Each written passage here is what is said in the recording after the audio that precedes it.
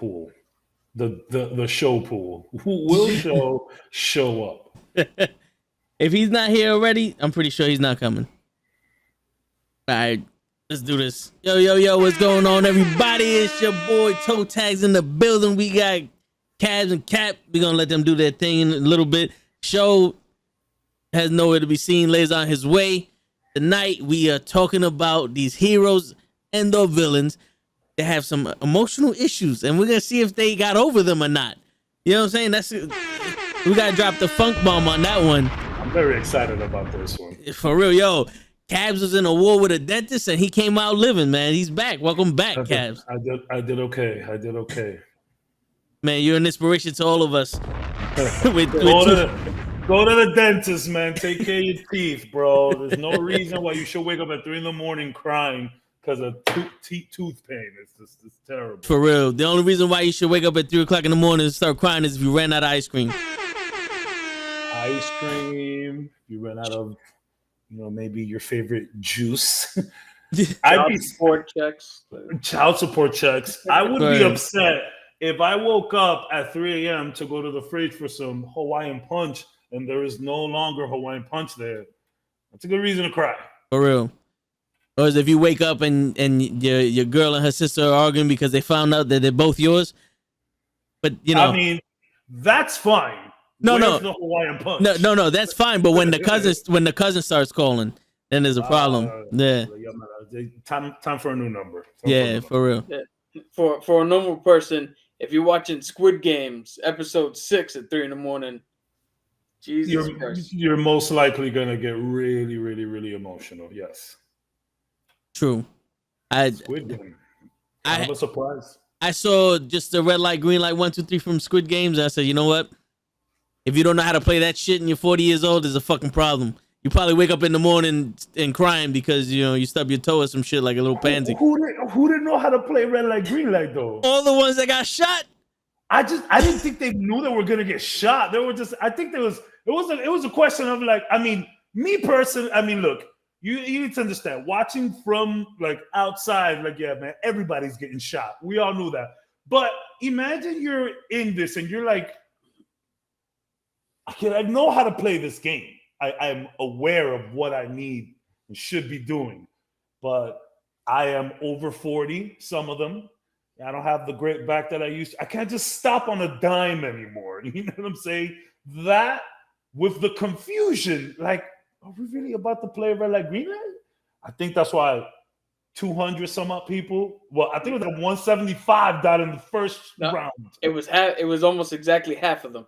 That was all together at the end. Yeah. They were like 2-0 something, like 204 or something. Shit. See?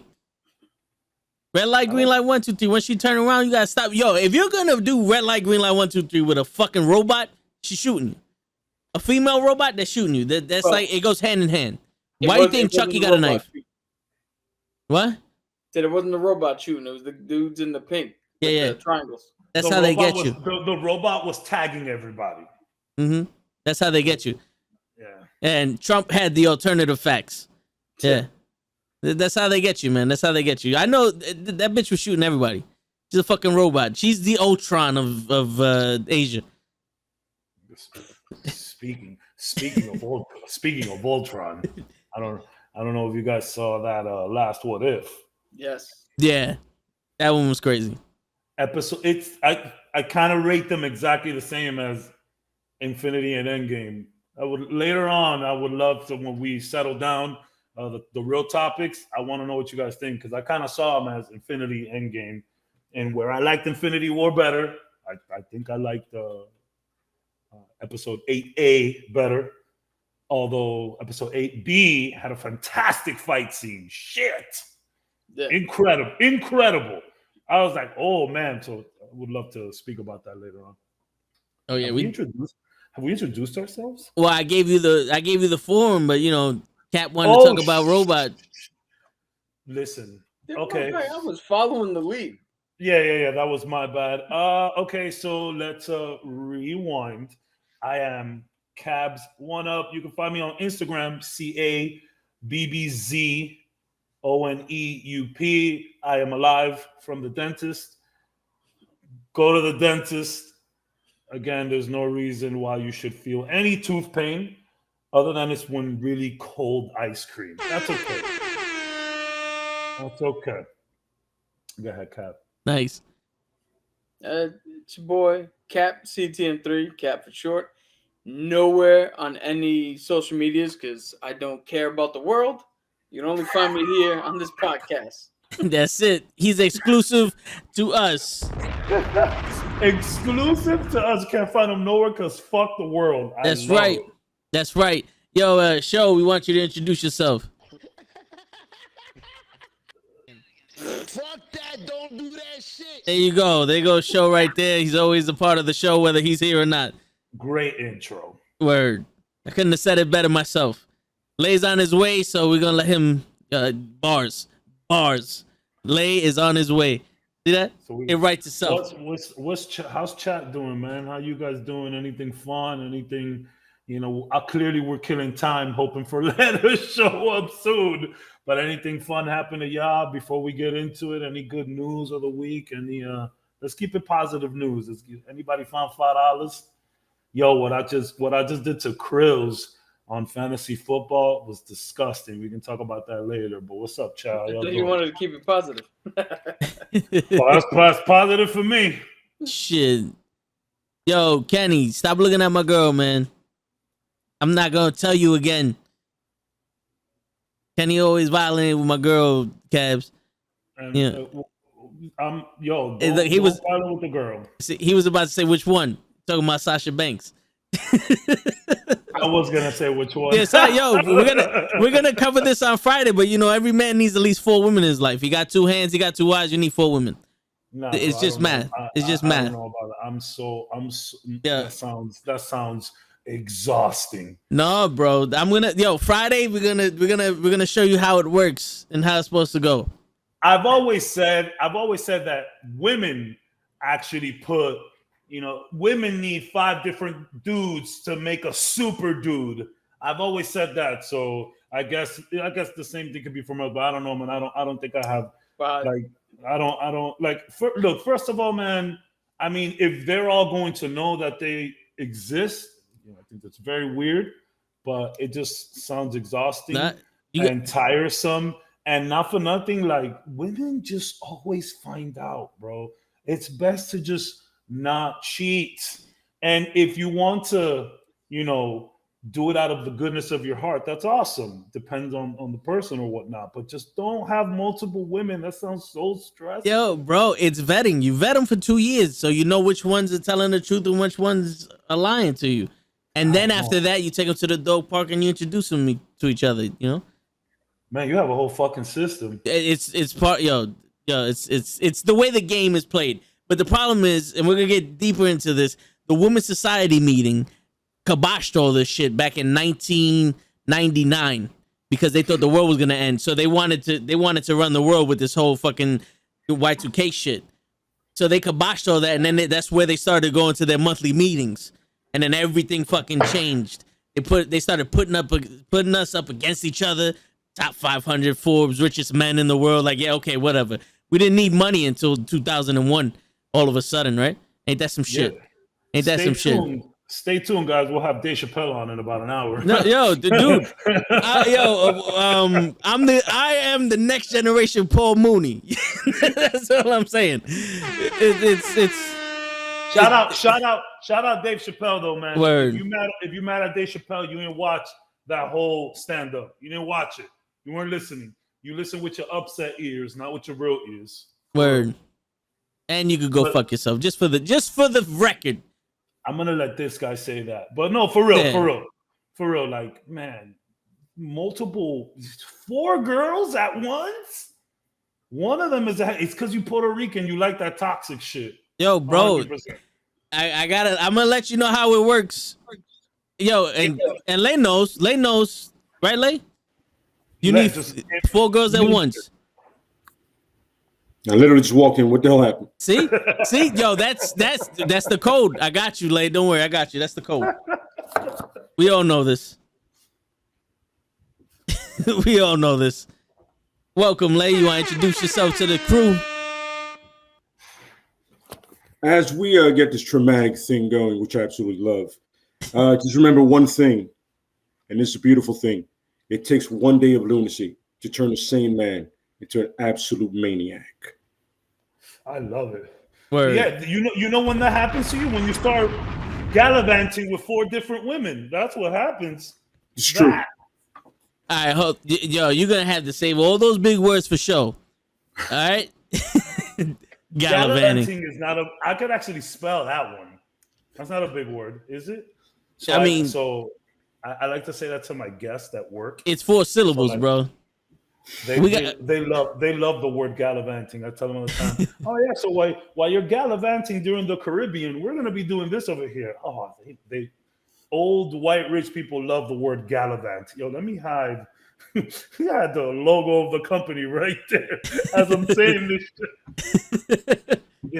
This is just tea, y'all. Relax. Mm-hmm. He's spilling the tea now. Seriously. But now that we got all the facts out the way and just confirmed it for me, let's get down to the nitty and the gritty. Yo, real quick, Lay, what do you think about the last What If show? I was a fan of it. I liked that whole the new Guardians of the Multiverse. I like that. I didn't like, of course, I wasn't a fan of one Guardian that should not be there, but that's just me. Captain Carter, right? Absolutely not. You can figure out who I'm talking about. If you don't know who I'm talking about, then I guess we don't know each other. You know what's funny? For the first time, we're on the same page. Fellas, I am right. Killmonger is trash. I've been saying it. It's okay. Listen, there is such things in this world as an opinion, but we need to start normalizing that sometimes you have the wrong opinion. It's just a thing. It's a thing. Agreed. But you know what's funny though? I keep talking all this shit about Killmonger. I actually enjoyed Killmonger and What If. I actually did. I think it was. He didn't mean to do anything bad. He's like, bro, let's take these stones and let's do something for us. The world is fucked. Let's just do something for us. So I kind of get it. That is not what he did, but okay. That was the overall plan. No, that was the bullshit he said. Yeah, just like the bullshit he told Tony, the bullshit he told. We don't know. We'll never know what the real plan was. We'll never know if he was being honest or not because we didn't get there. But I don't know. I think he legitimately wanted to help in his own crazy way. Yo, sure. There's one way to find out, and that one way is to ask Drake. If anyone knows, it's Drake. Yeah, it's if Drake. If anyone knows, yeah, we'll explain what that means another time. For real. But all right. Yeah. So I just want to start off with this whole thing. One of my favorite characters, because I have a list of them. You guys already seen the list, but one of my favorite characters is The Thing. I want to start over him because even though his parents died before he became The Thing, and he started, and again, I did some research, you know what I'm saying? Because I knew Show wasn't going to show up, so I had to do some research. But his parents died. He joined the gang, and then his best friend showed him that he could get out of the gang. He joined the football team in college, met up with Reed Richards, blah, blah, blah, blah, blah, all that other shit. He turns into the Thing with the Fantastic Four, and that's when like his mental fucked up, because you would think that his mental fucked up when his parents died and all, but that's not the case. His mental fucked up when he turned into the Thing, and he actually called himself. Well, Sue called him the Thing, but he actually accepted that name because he's like a monster. He went from a man being the monster and the Thing and all that. So there's a lot worse looking monsters than The Thing. I'm just saying, he's a little hard on himself. Hey, I'll be here all week. I've been waiting for that one since you told me we were going to talk about The Thing. I'm not even lying to you. I hear you. I set that one up for you. Thanks. But yeah. So that's my thing. Is another one just for y'all. But it's like I kind of related to that a little bit. Growing up and all that, and I'm pretty sure a lot of people related to the way he would feel that The Thing was. And I didn't realize that the movie did The Thing pretty close to what his at least his character was a little bit. It's not a perfect depiction of the Fantastic Four, but It's never gonna be. yeah, I mean, I don't know if you guys want to, weigh in because you obviously know more than me, but No, like I would actually I like to hear you go because you've always, to me, like since being here and talking, you've always mentioned the thing, right? So like if you could go into, if you don't mind, what are some of the things that help you resonate and some of the more empathetic views that you have towards the thing and why he means so much to you? Because I've heard you mention him plenty times. well, one thing is because I was always in a group where I looked different than everybody. Even like my own family, like I look different than them because I was the dark skinned one, or I was the bigger guy. I was more obsessed with like lifting weights and being that sidewalk cracking dude. So when the thing was muscular and all other shit, he was the big guy. There was the muscle brute in the group. That was me. So that's where I resonated from. And then when you realize that this dude didn't like the way he looked and he didn't want to put people through that, and then when he found a girl that was blind and that fell in love with the way he was reluctant to change back into his normal state because he didn't want her, he felt like, yo, she loves me the way I am. I don't want to change who I am and maybe lose her and shit. So how awesome was that, right? Yeah. That he just like fuck that, I'm fine, man, and to accept it, because everyone was so accepting of him at one point. Yeah. Yeah. So it's like, it's crazy because it's at one point you like who you are, but you don't like how you are. Like there's things in there that make you feel like you don't belong, but you do belong. And it's a struggle of like, which person am I really? Am I the Thing or am I Ben Grimm? That's a fantastic question. And so you see what you did there, Cavs. I'm on fire. That's right. I took 2 weeks off. No, so that's the thing. And some people are better at this than other people are. But that whole notion about like not caring what people think about you, and it's like, man, you can do that all day long and maybe not show it in public, but maybe sometimes you get home. And maybe the thought creeps into your mind. It's like man, are they right? Am I this different person that I think that I am? Or, am I not as genuine to myself as I think I am? Am I really genuine to myself and they don't get me?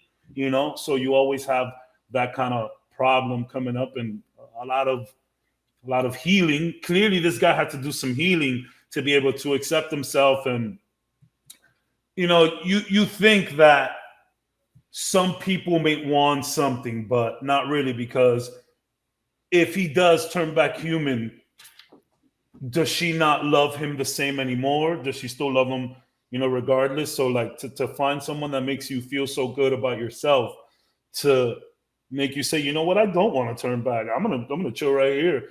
And whether she's blind or not, she is a human being. She senses, she touches. She knows exactly what's going on, and for her to still be around, I think it's pretty powerful, and I'm glad we started with the Thing. I'm glad. Go ahead. We also got to mention the fact that if you look at his history through the comics, he has been shifted in and out of his rock form. Yeah, so many times, whether they gave him the ability to do it himself or somebody else interfered with that, and to one point where he reverted back to human, but then he had his persona changed and he became an asshole. Like that also weighs heavily on him. You can't yo-yo somebody's fucking psyche for sure and think that they're gonna be fine. And I think to relate that to like a real world thing, I think like with internet bullying and shit like that, that's what that does. It yo-yos somebody's, for lack of a better term, it yo-yos somebody's psyche, because on one side you think, hey, everybody's telling you positive shit. Then on the internet, somebody's telling you negative shit. And you're going back and forth. You don't know what the hell, who to believe, what to do. you feel a little bit lost, and then shit goes sideways. It's crazy that you mentioned the internet because and this happens to the biggest streamers and content creators all the way down to the smallest of ones where you can have your audience and you have a bunch of people that are always going to support you and show love, and then you might have some strangers come in and be like, yo, this shit was actually kind of dope, yo, I'm gonna come back. But then that one comment, that one negative comment, like, oh, you guys are fucking idiots, what the fuck you're saying? And it's like that's the one that you think about, and that's kind of like what I was talking about earlier. You can talk the talk, walk the walk. Oh, I don't care what anybody thinks about me, and you shouldn't. But I mean, it's hard. It's just one thing one silly little thing can knock you out of that state where you're like, I don't give a fuck what anybody thinks. I know what I provide. I know what I can do. I know who I am. I'm true to myself. And, if you don't see it, fuck you then. But somebody might say that one thing and they're like, you could just be at the crib eating and it just comes in your mind. So I see what you're saying, especially with the internet and all of that shit. What do you say, Lev? I completely concur with that. It's even especially in comics, it's rare when you have that kind of Beauty and the Beast thing going on, almost kind of like that kind of story to it. You even have it with the Hulk and Betty Ross, because she knows Banner, but she also loves the Hulk as well. So it's that line of seeing past what everybody else sees and kind of just not generalizing the person. It's like, oh, he's big, he destroys stuff, yeah, but 9 out of 10 times for the right reason and still a good guy. You know what I mean? At the end of the day, the core of the beast, as you would put, is still a good person. You know what I mean? And that's for the thing, the Hulk as well. It's that innate ability to do right no matter what. You know what I mean? And for somebody to recognize that, somebody that's not everybody, somebody that means something special to them, it's a beautiful thing, and I love to see that. It's one of my favorite things in comics. For real. So, do you think that he still suffers from that, or has he gotten past that? He's shown light of getting past that, or? I mean, he seems like one of the guys that really has took that and made it his own thing. Like literally. He took what, like all puns intended, what he is. He's accepted it, and it's to the point now where he's almost self-deprecating in a sense, and he like really enjoys who he is. So. That's one of those guys that really got over it, man. And not only did he get over it, he owns it and he uses it, better than most. To give you like a little key into to your question, has he gotten past it or not? His nickname is the ever-loving blue-eyed thing. So like I think he finally has come to terms with the totality of it. With the fact that he looks a certain way. Certain people perceive him as a monster. The majority of the people see him as he truly is. He knows who he is. He's got Alicia with him. And all that weighs in the positive. All that positivity outweighs the negative. Just throw that shit aside. We're good. The balance as we always talk about, and I didn't know about the blue-eyed. Yeah. What is it? The ever-loving blue-eyed thing. The ever-loving blue. So yeah, because he was a hard ass, like you said, running around, joining crews and gangs and shit. And now he's the thing. And he found that balance where he's a big, lovable rock, What's not to like? I mean, to be honest, I think he's one of the cooler characters, if you ask me. Give me the Thing over Cyclops any day. No, I don't want to offend anybody. But sometimes he's, even Captain America, which I love. Some of these hunky guys, like, all right, let's show love to my man here. Look at those blue eyes. But you know what? He's got rock hard abs. So there you go. Oh, we're gonna be doing this on podcast. We on it. We are on it. Oh yeah. The thing lends himself to these kind of jokes. I think the Thing and all of his writers and creators would be upset if we didn't do this. So I think we're right on track. Yeah, if the Thing was a real person, I bet you would have the funniest one out of them all. The funniest rock pun. Oh yeah, no, yeah, he'd love it. I think he'd be doing it himself. Well, guys, you got me stuck between a rock and a hard place, and then he's just like kind of waiting for it. He's like, bro, it's been 15 years. We're all best friends. You don't have any new material at this point. Let's get it going, kid. Well, at least he didn't let him, his heart turn to stone. That's what I'm saying. Yes, no, and as funny as it is, he didn't let it get to him. He didn't let it get to his heart. The one thing that's still natural and true and pure. That's right. See, this is I think that's one of the ways that he's essentially overcome most of his trauma is because if you see how we're talking about a serious topic, but we're making jokes. Yeah. Because comedy and trauma actually go hand in hand sometimes. And sometimes you can't make a joke about certain things, but sometimes that's how you get out of it. Is you find the funny in it, and that'll give you a pathway to deal with it, cope with it, come out better on the other side. So it's like the Thing, kind of like Keanu Reeves of like Marvel heroes, where it's just like, does anybody really dislike the Thing? How can you dislike the Thing? I don't know. Maybe I don't know enough about him. But I don't think you did. I don't think you can dislike the Thing. I've never read anybody saying bad shit about. I've never even heard villains talk that much shit about him. Yeah, I'm looking now. It doesn't. Agreed. Everybody just seems to love this guy. I like it. Yep. So that's a good one to start with. You guys want to name somebody? Lay, you got somebody for us? That's an absolute ridiculous question for me. For the uninitiated like me, who is that? The Black Widow. That is the man that took his trauma and turned it into a war. That's Castle. That's the Punisher. That's Frank Castle.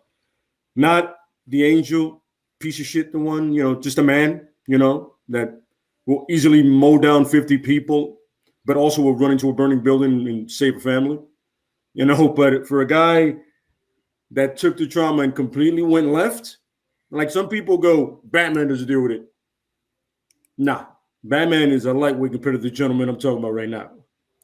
He literally took what happened to his family. In case people that don't know, he is a Marine veteran, but he's also Navy SEAL training, demolition, you name it, he's done it. He's like the soldier, you know what I mean? So one day before going to DC to get the Medal of Honor from the president, he's having a picnic with his family, Central Park, enjoying themselves. Unfortunately, there's a mob hit at the same time. Family's eradicated. They thought he was dead too. He gave it some time, saw if justice would play out. He didn't. So he decided to do it himself. And it's easy to say that mafia no longer exists. And then he just rolled it from there. And I'm talking about doesn't exist. I'm talking about he wiped everybody out. Nobody's alive. Forget the Rico. And it's a continuous war. This is a war he knows he's not going to win, but a war he takes on every day. And it's black and white to him. There is no middle ground. You do evil, you die, period. There is no convincing him or other like, well, I turned my life around. Yeah, but you did rape that kid that day. So you got to die. Bye. No rehabilitation for the Punisher. It's simple, plain as day. You do wrong, you die. And that is probably the worst way to deal with the trauma. Yo, jeez.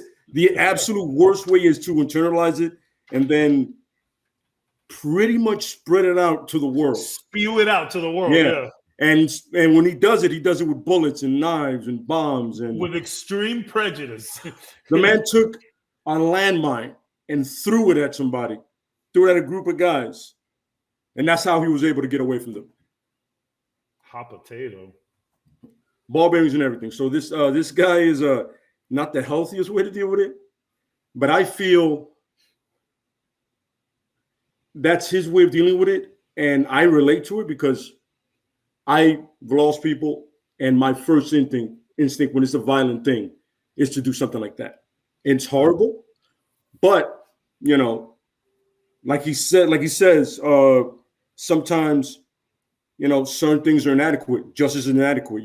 Sometimes you need punishment, and I agree with it. You know what I'm saying? But like I said, horrible way to deal with it. Absolutely, and he keeps doing it, man. And it's insane to read. It's fun to read, but then you realize, whenever somebody confronts him about it, he tells them, "You don't know me, so you don't know what I'm about. So you go fuck yourself," pretty much. Very polite way. Okay. We don't know you, but we read. We have eyes and ears, and it's like so. Do you think he's over it in his own way, or he's just not over it and lying to himself about it? I think once he destroyed the mafia that killed his family, he was over it. But he understood in his insanely only Frank Castle way of dealing with shit that in order for that to never happen to another family, he's gonna have to keep doing it. So essentially it's dealing with it, but not dealing with it. Could it like he could have easily started over, got a new family or whatever. But this is not that. That man is not this. It's kind of like when an athlete doesn't know when to retire. Like, you did it, bro. You got it. You got it. Go. You got it. And the funny part is there's a comic, right, where it's his last tour in Vietnam, and at one point they're coming at him. Like he's literally the last guy. He has an M60, the classic Rambo gun. Jeez.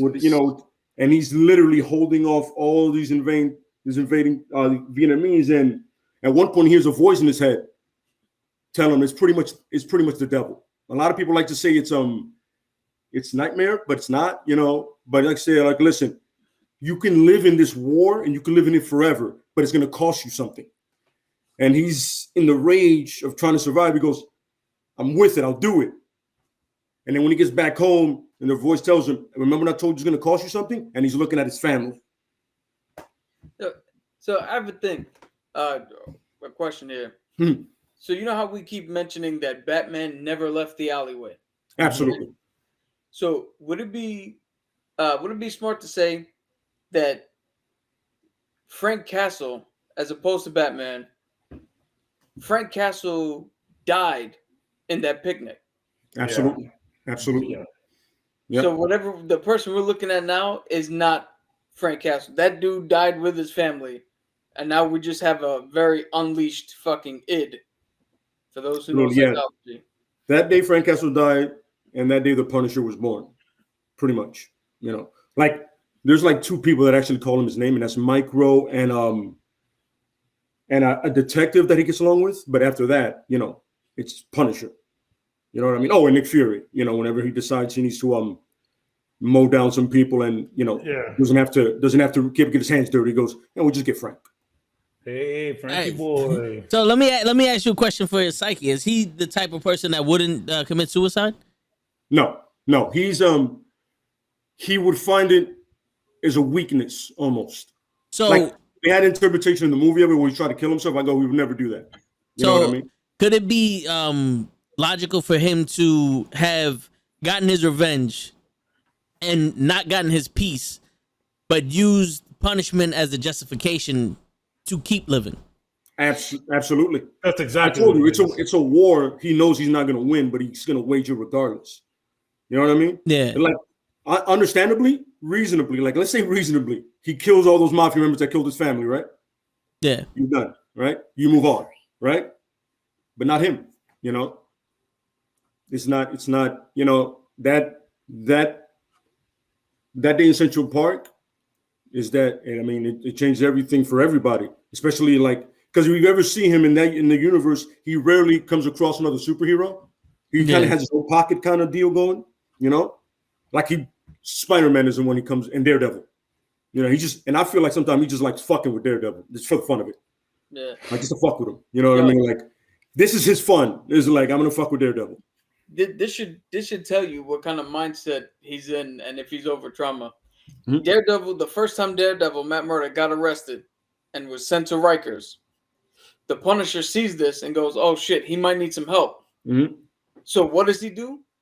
This guy steals a purse, and instead of just like getting the purse back, or whatever, he just murders the dude in front of a cop. Hands the lady back his purse, puts his hands out, like, "Up, Shall we go to jail? take him to prison, so he Absolutely. can go protect the Daredevil." Yeah. Like that's I mean- somebody who's not. Yeah, there was one part where he got sent to jail, right? Like it's a courtroom, and he goes, "So what do you think?" He goes, "You're literally putting me where I want to be. I am going to be with the scum I want to kill." And somebody always like helps him get out of jail. Rorschach Somebody vibes. believes in what he's about, like a cop or a prison guard. But like I said, horrible way to deal with it. But that's the way he deals with it, man. Absolute murder, torture, carnage, you call it. So would you say? Snatch a person? I mean, you put your hands on a woman in the left field in his view, and he'll cut you open. Would you say that he's doing shit like this for someone to actually kill him so he could be back with his family? So that's what I wanted to say. Yeah, my bad. It's funny. I didn't mean to cut off. Towards the end of it, like there's a comic book, right? Like he gets out of jail, and he's old, and he's like, "Yo, there's like no war to fight," and he's kind of that writer kind of gave him that thing, like he's looking for somebody to off him. The one I'm used to reading, the Max series. No, he's just doing it. Like just keeps finding weapons, keeps finding more people to kill, slave traders, sex traffickers, you name it, he does it. So he's basically the justice, the balance of justice. I wouldn't call that justice. Well, I mean, That depending on who you talk about. It's punishment. Yeah. Because justice, you can answer justice sometimes by somebody going to jail. You know what I mean? You can justify it. They can be like, "All right, hey, we got him.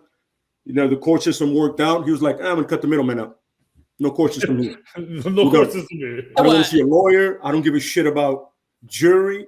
I have a 45 and I have a full clip to your face. There it is." I mean, like you get a child trafficker or some shit like that. Mm-hmm. The only right he has is the right to kapow. Yeah, basically. Yeah, it's funny. That's one of my favorite stories where you find out that they have sex, and essentially the leader is a woman, which threw me off. But he got to the point where he's like beating her through a bulletproof glass window, like he's to throw out of a skyrise. He's literally smashing her face to it until she goes out. Shit. Subtle. Yeah. Very subtle. And that's Frank Castle. That's the Punisher in a nutshell, man. So it's safe to say that he hasn't got through his. Oh no. He didn't get over it. He saw it. He said, "This is where I am the line.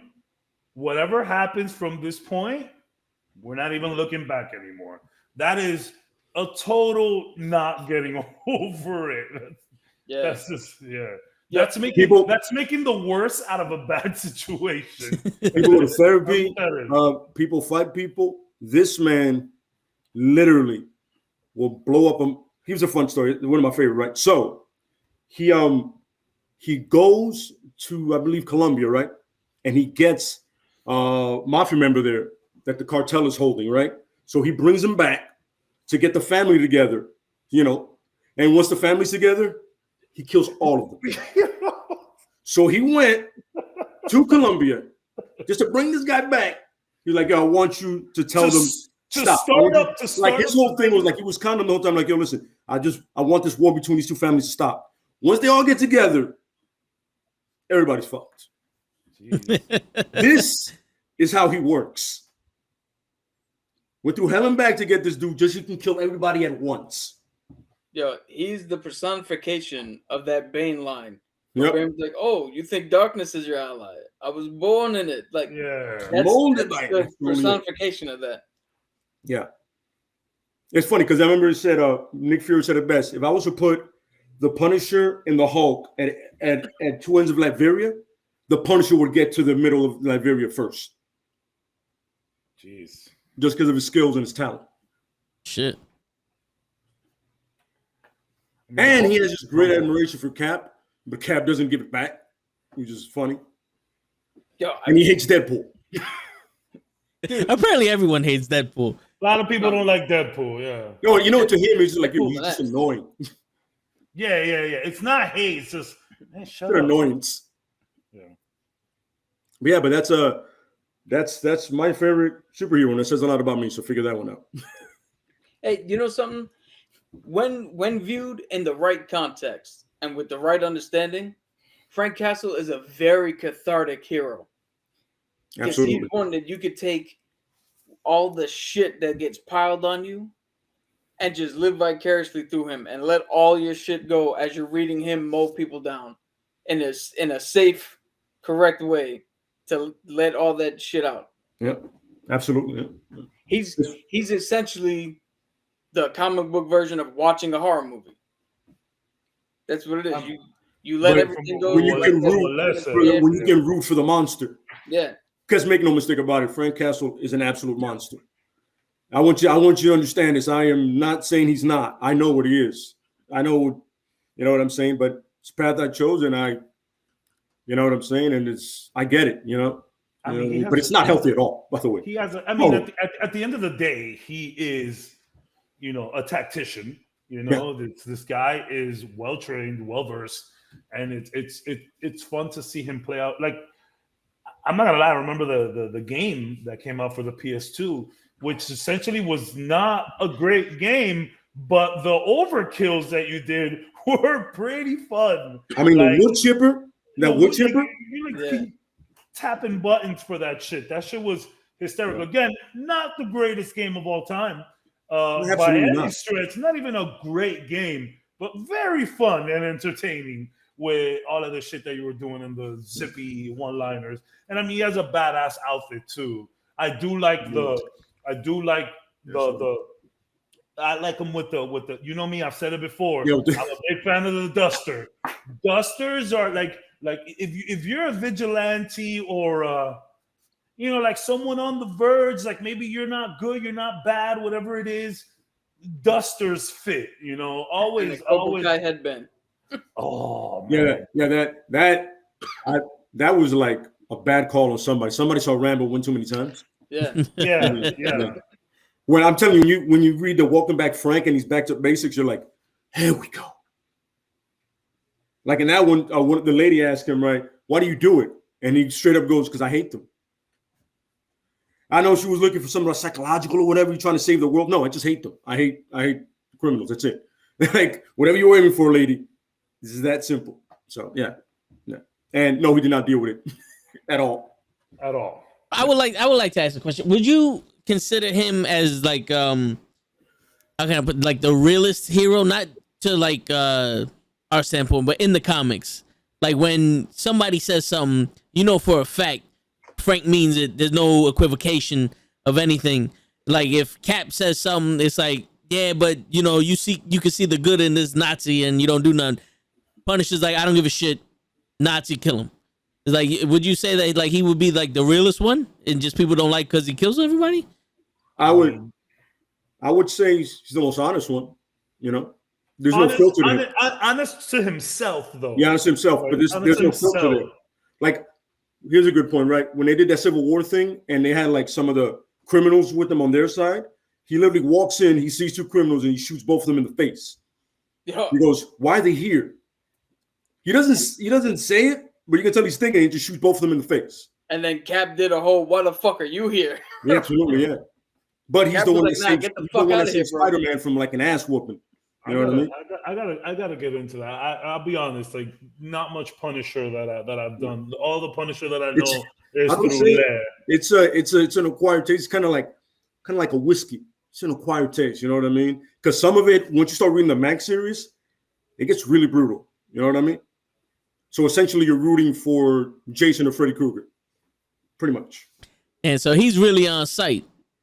Yes. No. Like he is the definition of the definition of. Is perfectly fits the Punisher on site. Done. Yeah. That's the Punisher's whole motto. On site, son. He goes out at night waiting for on site to happen. I wish a motherfucker would. Yep. Yeah. He lives that moment. His whole existence is I want all the smoke. Dude, he not only Every wants minute of the smoke, day. he's making smoke. Yeah, so yeah. But he just loves the moment when the smoke comes to him. He goes, "I was waiting for this." So even I know I sound really gleeful about this and enjoying it. Oh, and yeah. fucking horrific. It's comic, But you know what's funny part of this? I don't give a fuck. I love it. Oh yeah, I mean it's interesting because it's like there's no way in hell that he'll work with anybody that's a bad guy. No. Like even if it was like, yo, we gotta stop Thanos. Wow, well, we gotta stop Thanos. I don't know what the fuck the Kingpin was doing here, but let's go get the motherfucker. So I have the Anti-Venom comic book, the graphic novel that you could read, because there's a he teams up with the Punisher, and the Punisher's like Anti-Venom and Eddie. It's still Eddie Brock, and he's trying to tell him how he's changed, and the Punisher's like, nah, fuck you, you're still Eddie Brock, and the whole time. I think it's for a few panels he does it, but the whole time you get the sense that the Punisher just has a gun to Venom's head. It's like, yo, I'm with you now. You make one fucking wrong move and bam, you're done. I don't give a shit. I know who you are. Mm-hmm. I mean, I'm telling you, that whole thing, going to Colombia, getting that mafia guy, and then bringing him back just to kill him. That's the man. That's the way he works. And the same thing, if he'll get if he has to work with a villain, he's gonna kill him at the end of it. That's like this thing. He has to. It's like that itch. Like, I gotta scratch this, and you gotta die. So I gotta do it. Justify justify doing it. He has to do something to how do I say that? To rectify. To make sense of it. Okay. Like he has to all right. Rationalize. Exactly. He has to rationalize. Like, all right, I did this, but in order to make this work, I got to kill him at the end. Okay. Jim, yeah. So he ain't never gonna lead no Suicide Squad. It's funny because he got when they started writing him for the Thunderbolts, right? That's the same with the Red Hulk. Funny, Deadpool's part of it. Thunderbolt Ross is part of it. Elektra and somebody else. And when they were doing that, the guy who originally made him goes, "I would never in 1,000 years put him with a crew. That's not his thing." Yeah. Especially a crew of villains. Yes. Like, in reality, he should be blowing all their heads off. Like, imagine they're like, they link up and they're going to sleep. The next day they wake up and it's like, there's somebody missing. Oh, yeah. you just see Frank on the side just fucking doing something, like sharpening his knives, like, huh? Breakfast? Sure. You know what I'm saying? Don't put that guy with a crew. Absolutely, yeah. That much I know. So, would you say that Daredevil season 2 is the best interpretation of him?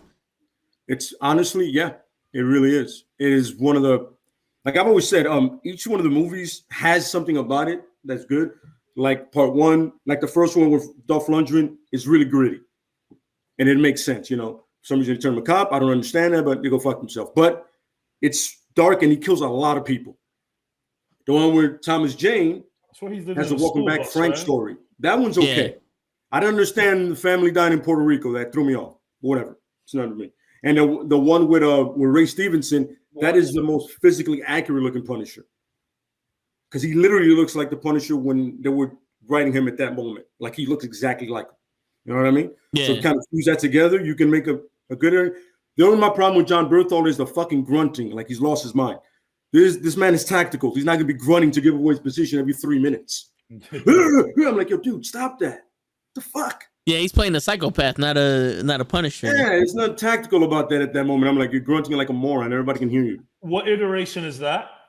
This is the John Berthold in the Netflix show. Season 2. Okay, gotcha. I'm like, yo, dude. The hallway fight scene I get because fuck it, who cares?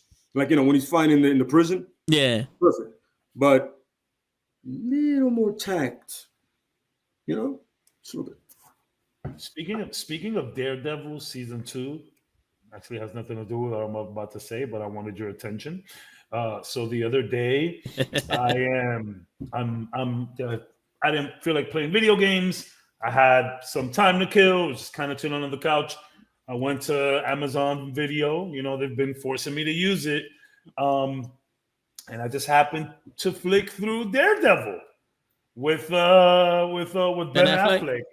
Yo, so I'm having a good time in the house. I had a couple drinks, did some other stuff, So I'm in you can't see it. My TV's here.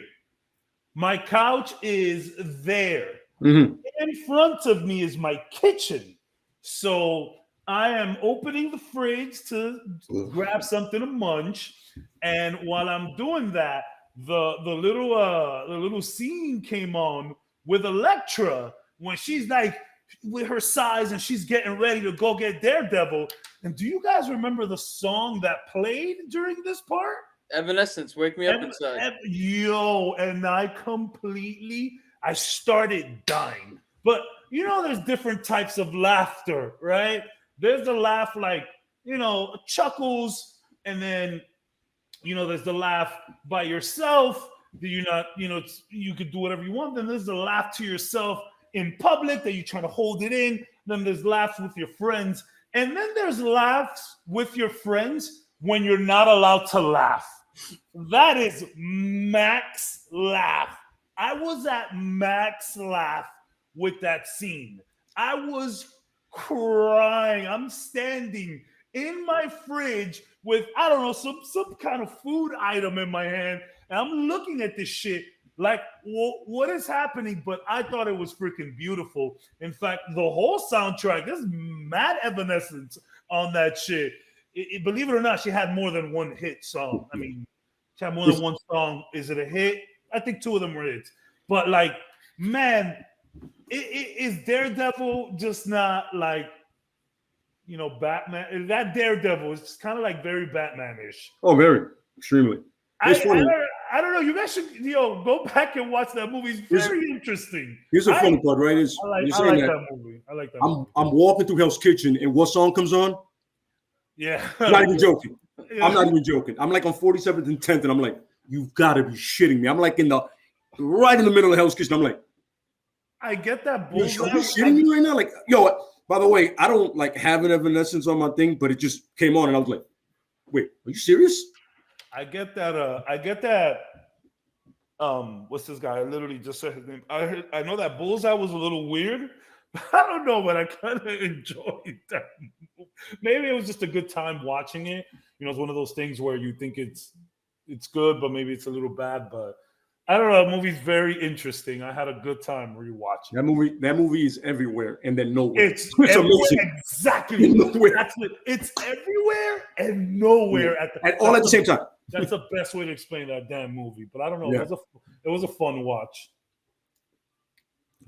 Maybe I should have watched Daredevil the show season 2 because I did watch some of season 1. Maybe I should have spent my time on that. I don't want to call it a waste of time that I saw Daredevil the original movie. Shout out Ben Affleck. Ben Affleck could just play good heroes. I don't know. People look at me like I'm crazy, but I think Ben Affleck is good at playing heroes. It's better Batman, man. Spend your day. Way better Batman. Speaking of Batman. Is that your next hero, Cabs? I mean, that's the guy I'm always talking about. Batman. Batman's important to me. Batman is important to me for a lot of different reasons. And I know this show. I know we like to have a good time with my boy Batman. I know, look, man. Like Cap says all the time, bro. If we're talking shit about your hero, understand that we might like them too. There's. I don't think there's much heroes we all collectively hate. Everyone has their guys, whatever. But at the end of the day, Cyclops. Sorry, clear my throat. Aquaman. There you go. We all got him. Oh, but he's so strong. Okay. So Batman. Okay. So this is okay. This is why I brought it up. Okay, I work sales, and when it comes to sales and like even motivating and you're at the gym or you're trying to run a business and all of that, they always mention your why. Everyone is familiar with that term, your why. Yeah. Your why are you doing this? So before I go into Batman and his whole shit, when do we draw the line as to your why? You know what I mean? So like, because we know why Batman is doing it, but is his why the reason he hasn't left the alley and gotten over it? Or is his why the reason why he has, or the opposite? So I just want to like throw that out there to you. When does the never leaving or never getting over it, when does it stop becoming the why? You know? Does that make sense? Yeah. Yeah. I would think that when he stops becoming Batman. We'll elaborate. Because if you think about it, like I remember Lay saying this a couple weeks ago that the reason why that's motivation is because he couldn't do anything or he froze to protect his family. So when he's Batman, instead of for him getting comfortable, he always reverts back to the part where he froze. He's like, and this can never happen again. And that's what makes him so tough on Robin and Catwoman and you know, all the criminals and everything like that. That's what makes him a no nonsense guy. It's like, yo, I have to protect people at all costs, no matter what. I have to be able to kill the Justice League if one of them fucking snaps one day. I got a plan for each one of those motherfuckers. I dare you to do it. I dare you. Yeah, he's on some one motherfucker did it to me, and that's it. No one's doing this shit to me again. So I think, you know, that's why he keeps his why, you know? So okay, my bad. Please, Cap, I would love to hear what you have to say about it. I was gonna say that his why has now become an excuse. Okay, this is what I'm talking about. Let's go. Because he keeps using that as the excuse, where even if he never says it, there's always the undertone of my parents died in an alleyway and now I'm a bat. But look at Dick Grayson. Dick Grayson had both of his parents killed. He had the psychopath Batman, as we say on the show, train him. But he was able to come to terms. Yeah. He's able to go through it. And right now, I've actually been reading how Dick Grayson Nightwing is actually now the best superhero DC has. And I'm not talking about what they're writing. Other superheroes have put him now above Superman. Yeah, I saw that. So Batman can never get there because he's still using that night as an excuse. Where the Punisher, as we said, the Punisher doesn't lie to himself. The Punisher knows Frank Castle's done. I'm now what's driving it. Batman is refusing to acknowledge that the Bruce Wayne that was 12 or 11 or however many years old that froze in that alleyway, he refused to acknowledge that he grew up and he learned to face the fear and he does not freeze anymore. So as twtich was saying, every time something happens, he reverts back to that alley, reverts back to the feeling of that fear. Now at this point, he's letting his trauma be his excuse. I have to do this because back then.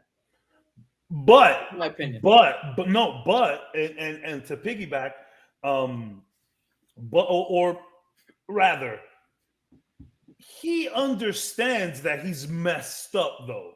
So that's one of the things that differentiates getting over it or being stuck in there or how you move out of this situation. And again, to people who are just coming in, we're talking about, you know, heroes and villains where their traumatic moment that led them to be this, you know, or have they moved on? So like Batman acknowledges a lot of times that he's fucked. He knows it. He says it all the time. So it's weird when it comes to Batman because unlike Frank Castle, you know, I mean, Batman says he has a law. He's not really killing people, and he's not. He's fucking them up. But what Frank Castle is doing is, well, what Batman is doing is cupcakes in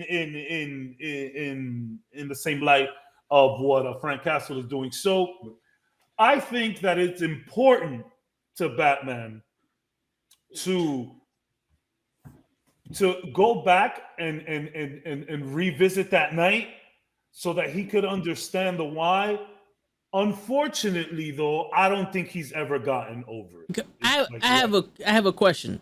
I don't think he's gotten over it. Wait, you just bring up that Batman, he's like, he doesn't kill people. That's his thing. Is that an excuse that he gives himself to be Batman? Where it's like, I am not the criminal here because I don't kill people. To differentiate himself. I don't know if you want to call it an excuse, or maybe his justification or his reasoning to it, maybe. But yeah, that's this thing. I don't kill people because I'm not the criminal here. And it's like, well, you break every bone in their bodies and you throw them off roofs, but just because you didn't kill. I mean, you don't have a badge. Yeah. So is that like his justification? Like his parents dying is, or him hesitating is the why, but his not killing people is the justification? Yeah. It's the way purely the way he gives himself that excuse. You know, that out. That's his out. I don't kill anybody, but I'm gonna break your legs. Yeah, that's his out. That's kind of like everybody sees it. Like he even told Wonder Woman, "Yo, I'm all kinds of fucked up. We should not be. Nobody should be with me." Or you know what I'm saying? Can I bring Don't up? date me. Can I bring up another point, or is it that his rule of not killing is because he's actually still afraid? You know what I'm saying? Like afraid of becoming the thing that made him Batman, like being the criminal. No, it's one of those things. It's like you know how where you're like, all right, I'm gonna do this up to this point because you know after that it's gonna be too much of my time or yeah. So it could just be like he's still afraid that he's gonna hesitate that one time, and he has like, all right, I can't kill anybody because if I do, it's gonna snap me into being the Punisher or being the people that I despise. You know what I'm saying? Like, because a man that uses fear to run over everybody has to be afraid himself.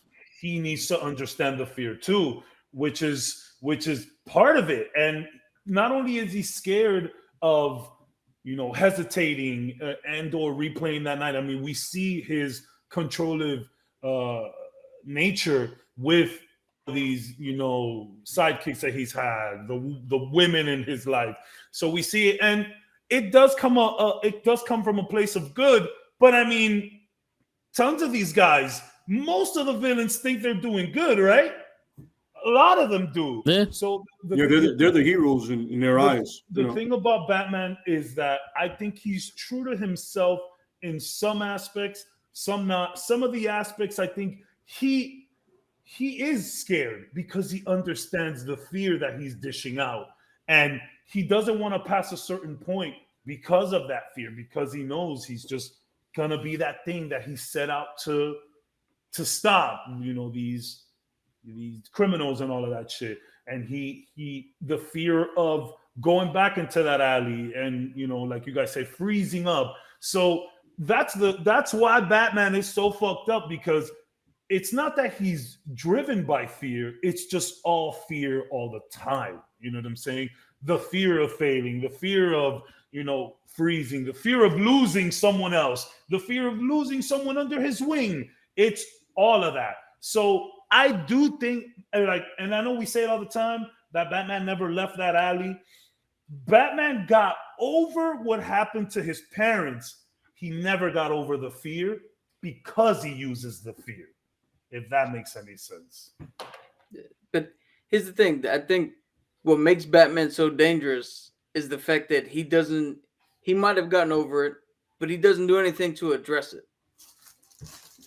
Like therapy or like talk about it, Yeah, because so the closest thing he's done is, so when they first introduced Robin, there was what do you call it? Like art imitated life. The Batman used to carry around a gun. He actually did shoot and kill people beforehand, not just Frank Miller's run. He used to do that shit originally. And then the writers found that he was people weren't really connecting with him. So they actually wrote in the story that he was scaring the people he was trying to save, sometimes even more than the criminals were. So he got Robin, and he changed his color scheme to the gray and the blue, like Adam West type colors, to lighten his look, to make people less afraid of him. So the fact that he was able to acknowledge that part of it, but never really deal with it head on. Because think about it, if Bruce Wayne, with his money and with his skills as Batman, could be like Nightwing, could be like Dick Grayson, that's your ultimate superhero. That's yep. But he's Hold never fucking Show came in the building. Sorry about that, Cap. Go ahead. I'm saying he never got there. He chose to stay where he was, where everybody else. Dick Grayson has moved on. Tim Drake has done good to a certain extent. Jason Todd as the Red Hood has gotten to some level of place where he's relatively okay. Like, I don't want to call it peace, but maybe a little truer to himself. No, Yeah. I hear you. So it's like I think I agree with that. Like I think that would be the consensus here, where he never left the alley.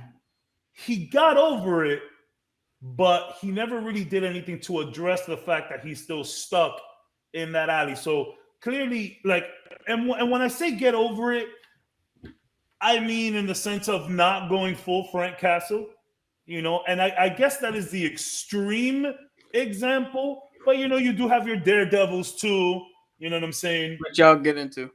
Which I cannot wait to hear you talk about Daredevil. Before we switch characters, I have a question because I was saying, I was doing some research with the characters, and they were saying that Batman either developed a split personality or created another personality, Matches Malone, where it was basically if Bruce Wayne became like a fucking wanted villain and Batman died or something, this is his persona to get out of the game. And like at certain points, he was always dealing with different colors. Like he was going so crazy, like he'll be a different color every issue or some shit like that. Like, can you guys elaborate on that? You guys know about that or? All right, so Matches Malone is pretty much Batman's way to infiltrate the gang, to get into gangs, like mafia, whatever. That's like his way in. You know what I mean?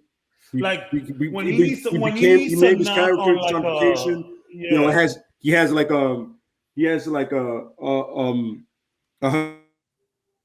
Damn, show you fucked up Lay's feet. How do I say this? Like he uses his character all the time. Like you'll literally use it, then it goes away. All of a sudden, oh, Matches is back in the game. Literally, that's what he uses it for. To get in, to infiltrate, to get information. It gets out, and then he does his Batman thing. When he needs to go to a shaky back alley dice game, Matches goes in. And what a fucking cool name, by the Matches way. Malone, yeah. Matches Malone, kid. That shit is. And what does he have in his mouth all the time? All the time. Straight Cobretti. Cobretti, baby. I tell you, I say it all the time. My favorite part of Batman is the mob element to the whole thing. I love that shit. I love wise guys. You know what I'm saying? Yeah. It's dope. But Batman is always going to be very interesting to the psyche because it's like, and another thing, we're assessing two people. We are assessing Bruce Wayne and we are assessing Batman. Whereas in Frank Castle, that he is just the Punisher. You know what I'm saying? Same thing is going to happen with Daredevil coming up, where I think Matt is a little bit more unhinged than Bruce Wayne is. The guy's a fucking lawyer, stressed as hell. Yeah. But I think it is tough with Batman. We're looking at two people, but it's kind of part of his thing, man, to just stay in that alley. He got over his parents. He sure did. But he needs to stay in that alley so that he can surround himself with that fear that he constantly uses to get these perpetrators. It's sad, beautiful poetry, really. Is that also a reason why he never killed the Joker? Is like the Joker's also a way to keep him sharp, Yes. Well, that's the thing. Like he can't. He just won't do it. And I think there's theories about it in The Killing Joke that he did it at the end when the lights go down and whatever. But I mean, my favorite. Well, besides the ending, outro speech by Commissioner Gordon, my favorite line of The Dark Knight is like, yo, like, we complete each other. Like, don't you feel when Joker's hanging upside down, he say, don't you feel like we should be doing this forever? I love that line. And it's true. Like, Batman, like, Joker is there to remind him that, yo, there is sick people in this world, and I'm doing this. I know why I'm doing this, and I need to put the fear in there, but I can't take them out because I become a different person. But I'm pretty sure, is there a iteration tag Cap where he kills the Joker? I know there's theories about killing Joke. The only iteration that I know is the Killing Joke one. Yeah, where they don't. It's the first time Batman ever laughs.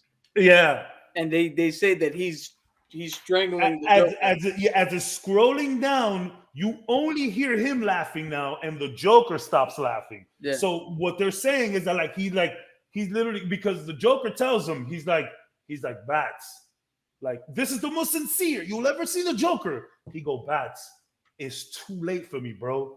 Like, you gotta stop this, bro. I'm never gonna go to your side, bro.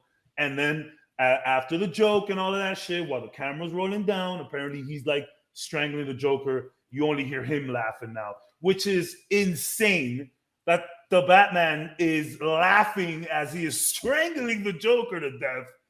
That's fucking morbid, bro. It's crazy. That's crazy. That's why they call it the Killing Joke. The Killing Joke. And that last joke is hilarious, by the way. I think that shit is mad funny. Yeah, all right. Before we go on to the next character show, just to catch you up, we spoke about The Thing, we spoke about The Punisher, and we spoke about Batman. Are there any questions that you have about any of those three characters, or?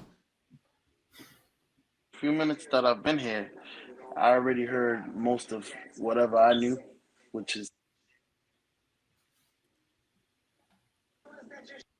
Oh, wait, you cut out there, but. By the way, show dope shirt, kid. Soldier 76. Nice. I'll be with the tees. Oh man, y'all always looking stylish. Trying to be like you. For real. Yo, Cap, you want to give us your hero? Or villain? Yeah. Real quick, just a little funny trivia, because Cobra Cabretti was brought up. In 1980-something, they went to Sylvester Stallone to write Beverly Hills Cop. Yep. He wrote a script, and they were like, nah, man, that's too dark. We want to do a comedy. So they scrapped that, and they made the movie with Eddie Murphy. Then Sylvester Stallone came out with the movie Cobra. That is the script he wrote for Beverly Hills Cop. Oh, shit. I didn't know all of that. Yeah. I love all of that. I love all of that. Needless to say, one was really successful and one was not. Yeah. I love them both equally. I love Cobra. Don't get me wrong. I love Cobra. Yeah, I love Cobra. Clearly, they were thinking maybe it should be funny. That one line, I'm a disease, man. He's like, yeah, and I'm the fucking cure. You know what it was? In Cobra, he fell for the banana in the tailpipe. That's why it didn't hit as hard. But I see what you did there. Wait. There you go. Go ahead, Cap. The first hero I was going to bring up is Daredevil, who actually suffers from clinical depression. Okay. So it's not his thing is he's not stuck back in the alley where his father died. He's actually, so a big thing that we mentioned before about Daredevil is his Catholic background, his actual belief in God. And he goes to confession to the priest almost every few fucking issues and shit. And his depression stemmed from the fact that he realizes that he is not affecting things the way he thought he would be. Because even though he knows that it's necessary for him to be the devil of Hell's Kitchen, the guardian devil, him being a lawyer is not really affecting things. He can't, like we said, most of the times he's unsuccessful in helping his clients. Then he's got to take to the streets and actually like try, like he's got to beat the shit out of people, which takes a toll on you. Because as cathartic as it is to see Frank Castle just do it without remorse, when you got somebody who truly is trying to repent, it weighs on you when you're doing shit like that. Then you get the fact that Elektra was introduced into his life, then taken away, then came back as a villain. All that shit, it brings him such highs and lows that it wore him out. And he actually stopped for a while, and he actually got better. He actually got support. He actually got help. He actually beat his depression. And then he put the suit back on. And in fucking months, in mere months, he went right back to that fucking depression. Because sometimes being a vigilante is needed, but it's not what the person doing it truly needs. It's a dirty job, 100%. So, and that's the one thing about Daredevil that I think people didn't realize that they would enjoy so much, or it's that religious element to him, and the way that you put it, and just watching the movie now, going back, and I know it's a movie, it's not the greatest movie, I get it, but like that movie just starts with him dropping into the church bloody, like after some shit just went down, and I remember thinking like, damn son, I really forgot about how much they go into the religious tones with Daredevil. And you're right, that shit messes with him so much. And even I've read the father's like, yo, let me just tell you, what you're doing now is like your own way of confession. I'm not clearing any of this, bro. I'm not clearing it. You just keep coming over here, and I'm just going to tell you what you need to listen to at this point. So he does have that comment back and forth. And then, he adds a whole nother element to it too, because, we have people in their alter egos or their other identities. And, it's really easy for Frank Castle when you just forget life. But a lot of these motherfuckers can't forget life. You know what I'm saying? This kid is a lawyer. So he just has it coming from all sides. It's like, Daredevil is the guy that, like, man, you can't feel too bad about him not leaving that alley if he indeed has not left. So I want to throw it back to you. You think he left? You think he got over it, or? Yeah, no, he 100% left. Yeah, and that's why I believe he fell into his depression, is because he's like, I'm out. I got over it. But he sees every day victims who can't, people getting swindled. Like, he sees people that are still in it. So even though he is out, he just has nothing but, even for a blind man, he sees nothing but people in situations that they can't get out of. And the best he can do at some points is just beat the shit out of someone. And at the end of the day, like, what is that really doing anything? Yeah. It's rough for the Daredevil. Yeah, but the fact that, so another hero that I'm going to bring up has this too, but the fact that he was able to actually confront it, get help, and actually turn it around and start, he was good for a while. For a good chunk, he beat it. And the fact that the nature of his entire existence as a hero puts him back immediately is a great lesson of, well, what in the form of fantasy comics, what does it actually mean to be a hero? Because at what point is going out there and trying to do the right thing wrong thing for you? Wrong thing for you. Correct. Correct. Which is why I say it's why I say with like Batman, because we compare the two. Like Batman thinks that that's the right thing for him to do, where Daredevil clearly is like, yo, I need to get some sort of help. I need to talk to somebody. I need to go to confession. And the good thing, me, I'm not religious at all, but the good thing about Daredevil's thing is he's not preaching he's not preaching religion. He's literally just like, yo, forgive me because just forgive me because there's a reason why I'm doing this. That's like the whole thing about it. Yeah. So basically, go ahead. So I was going to say is basically he's a good Samaritan that no matter how he approaches it, it's the wrong way. It doesn't help. So you know what it is? I'll tell you Look this. at both of the battlefields. Or there's no satisfaction for it because it's I'll tell you this, man.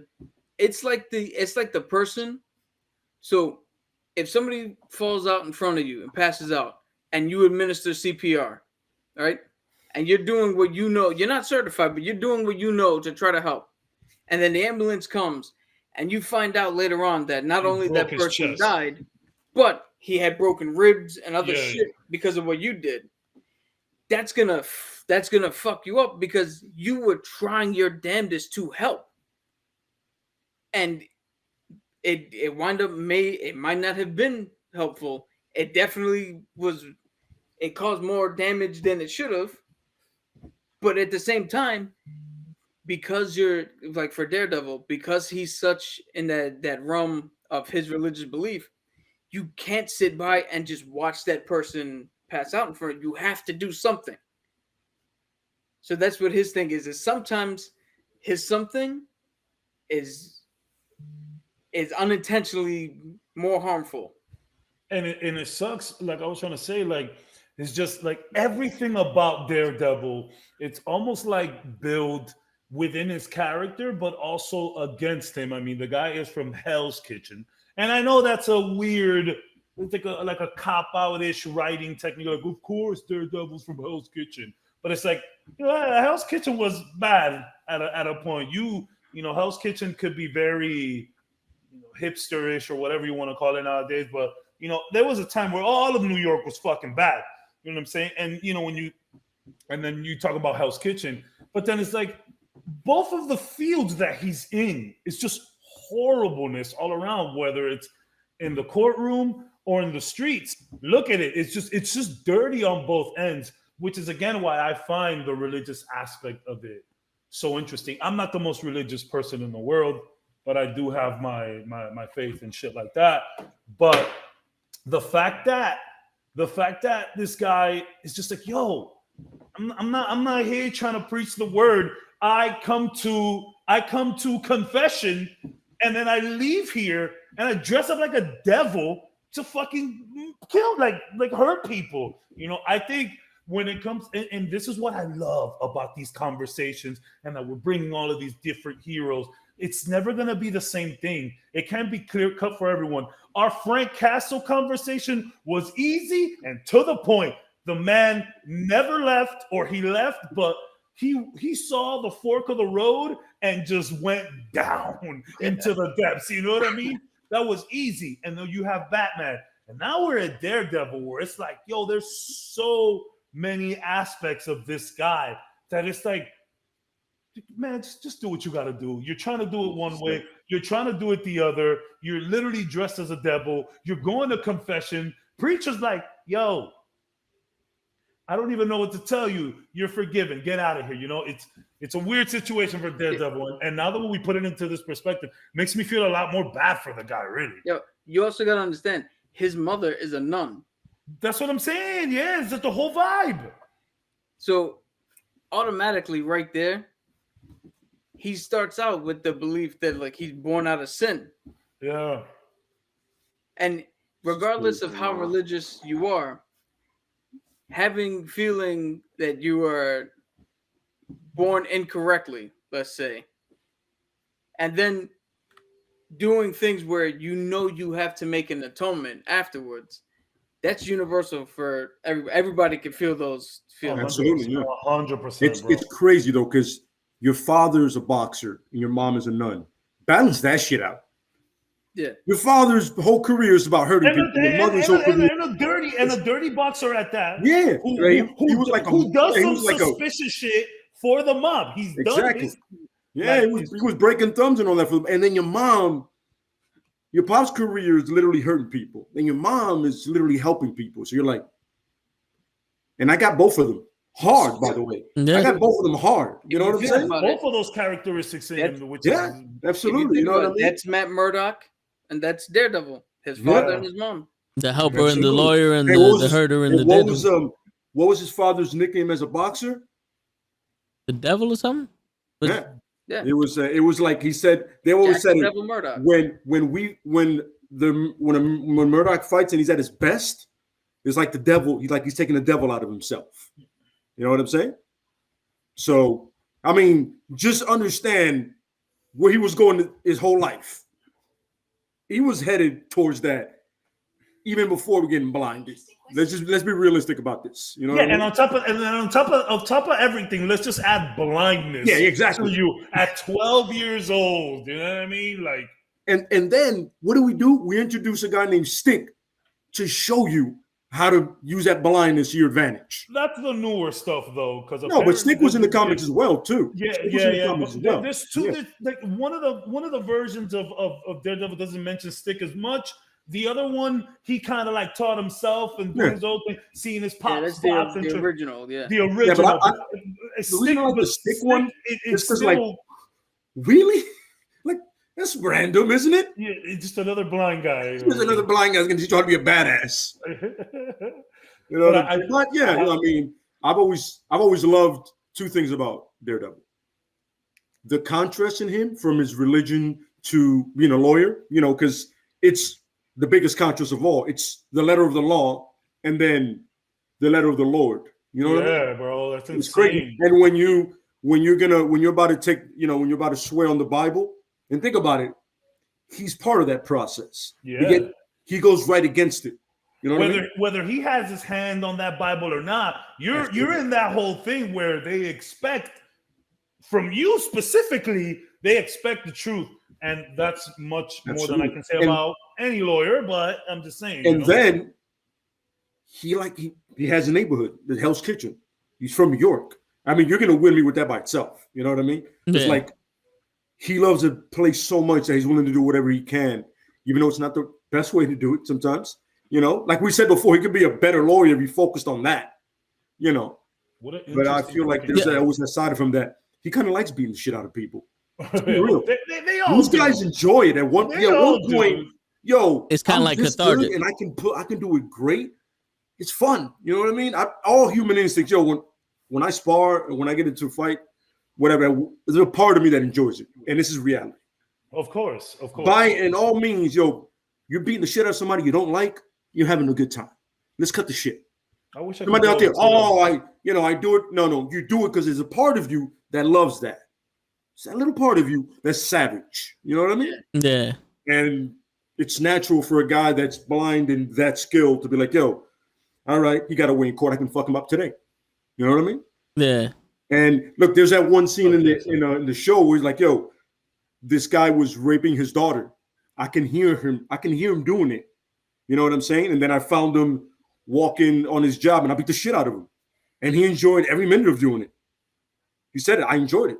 I would enjoy beating molesters and rapists. Yeah, absolutely. I would get a fucking kick out of it. Legit. Yep. Well, I would. All right. So I got two things. One, what's up, Ricky and Jason? They say hi to you guys. What's up, fellas? I have two questions. One, would that also lead to his depression?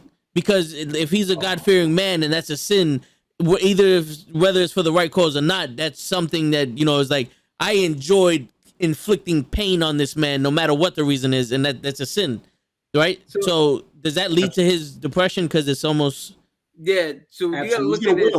It's gonna weigh on anybody, you know what I mean? It's gonna weigh on him, you know what I'm saying? Yeah. You gotta look at it as much as it is, as much as like these guys said, as fun as it would be, to just beat the shit out of somebody who really fucking deserves it. Yeah. You can't beat people to happiness. It's kind of like good. So here's the thing, right? What separates Frank Castle and Daredevil is Frank Castle will see the mobster, murder him, see the kid, and be like, well, in about 10 years, I'll come back for him. Yeah. He has said this. Where Daredevil will see the mobster, beat the shit out of him, see the kid, and go, fuck, now I got to deal with this. Yeah. So it's kind of like Terry Crews, basically. He told the story that he grew up and his father would beat the shit out of his mom all the time. And he got big and, muscular so that way he could defend his mom. And, like they got away from his father. And one time his father hit his mom right in front of him. And this was when he was a grown man. And he beat the ever living shit out of his father. And after he did it, he realized it didn't make him happy. Like it actually feel great about it. Yeah, it made him worse. He's like, you would think like I've been waiting this whole time to give you back the pain, and it was like it didn't. It actually made me worse. Yeah, because he's not his father. You know what I mean? He saw the other end of the beating. You know what I mean? So is it safe to say that? What it is? Yeah. So is it safe to say that the Punisher and Daredevil are kind of the same character, but just with different morals type thing? 100%. 100%. The same coin, just different sides. 100%. Yeah. You know what I mean? That's why, despite the fact that they might get at each other, they work so well together. Okay. Absolutely. They recognize each other. Because it's kill first, ask questions later. like if Daredevil saw Punisher do something like damn it, I told you no, but let's keep going. Yeah. You know what I'm saying? Like, yeah. So no killing until we need to. He goes, I always need to. That's pretty much it right there. I always need to do it. Meanwhile, he's just here fucking doing gun fu. Absolutely, right there. He's like, yo, you go ahead and you do your little somersaults. With I'm gonna off this guy. You just fucking do that cute stuff, and I'm gonna off this guy. You do your somersaults with your canes and shit. I'll put two in his brain, and we'll walk away. All right? Figure each other out. All right. So two more things before we move on. One, does his blindness and the fact that he got hit by the ooze basically did that lead to his depression also, or go ahead? I know where you're happy. I like that. The ooze. I like that. I'm with that. The ooze. I like that. People need to stop playing games. That's the ooze. You get the fucking turtles on them. Let's not play these games. Yeah. So what I would say to that is maybe in the beginning, before Stick or whoever trained him originally got to him. But if you look at how Daredevil is written now, his blindness is pretty much negated by his fucking hearing. Like the only time he's truly blind is if there's no noise going on. Yeah. And the only time there's no noise is if he puts himself in that deprecation chamber. So he can sleep. Or if a villain fucking does something to take out his hearing. Or there's too much noise. Yeah. Or there's too much. But and the thing about it is the blindness did at least come out of a good act where he pushed the blind man out of correct me if I'm wrong. He pushed the blind man out of the way of that ooze truck, and he got hit with it. Yeah. So at the very least, it came from a good place in his heart. So he understood that. And I think something that helped him move forward with this whole, man, I have abilities, so maybe I can use them for good, is the fact that it came from something good. Like, what? At the end of the day, I tried to do something nice. Now, I would also, that's true, but I would also argue that, like I said, before Stick showed up, he did something good, and it cost him tremendously. Yeah. If that doesn't start you down a path of depression, because the juxtaposition of, hey, I had it in me to help, but when I did, that was the worst decision I could have made for myself. Absolutely. But 10 times out of 10, I still want to go. I still want to help. Yeah, like that's something that you have to reconcile. The greater good. It's always that greater good, like foreshadowing, in a good way. And that's what. No, I completely agree and understand. But also, like because he got the powers, he's like, oh, okay, yeah, I can make the best out of this now, you know. And boy, are there some lovely powers.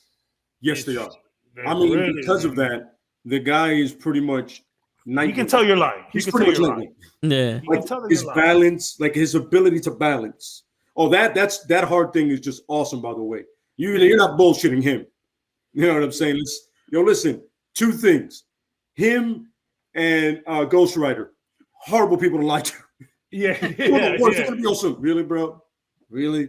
You're gonna lie to us too? Yo, you know you're lying, bro. I want worse.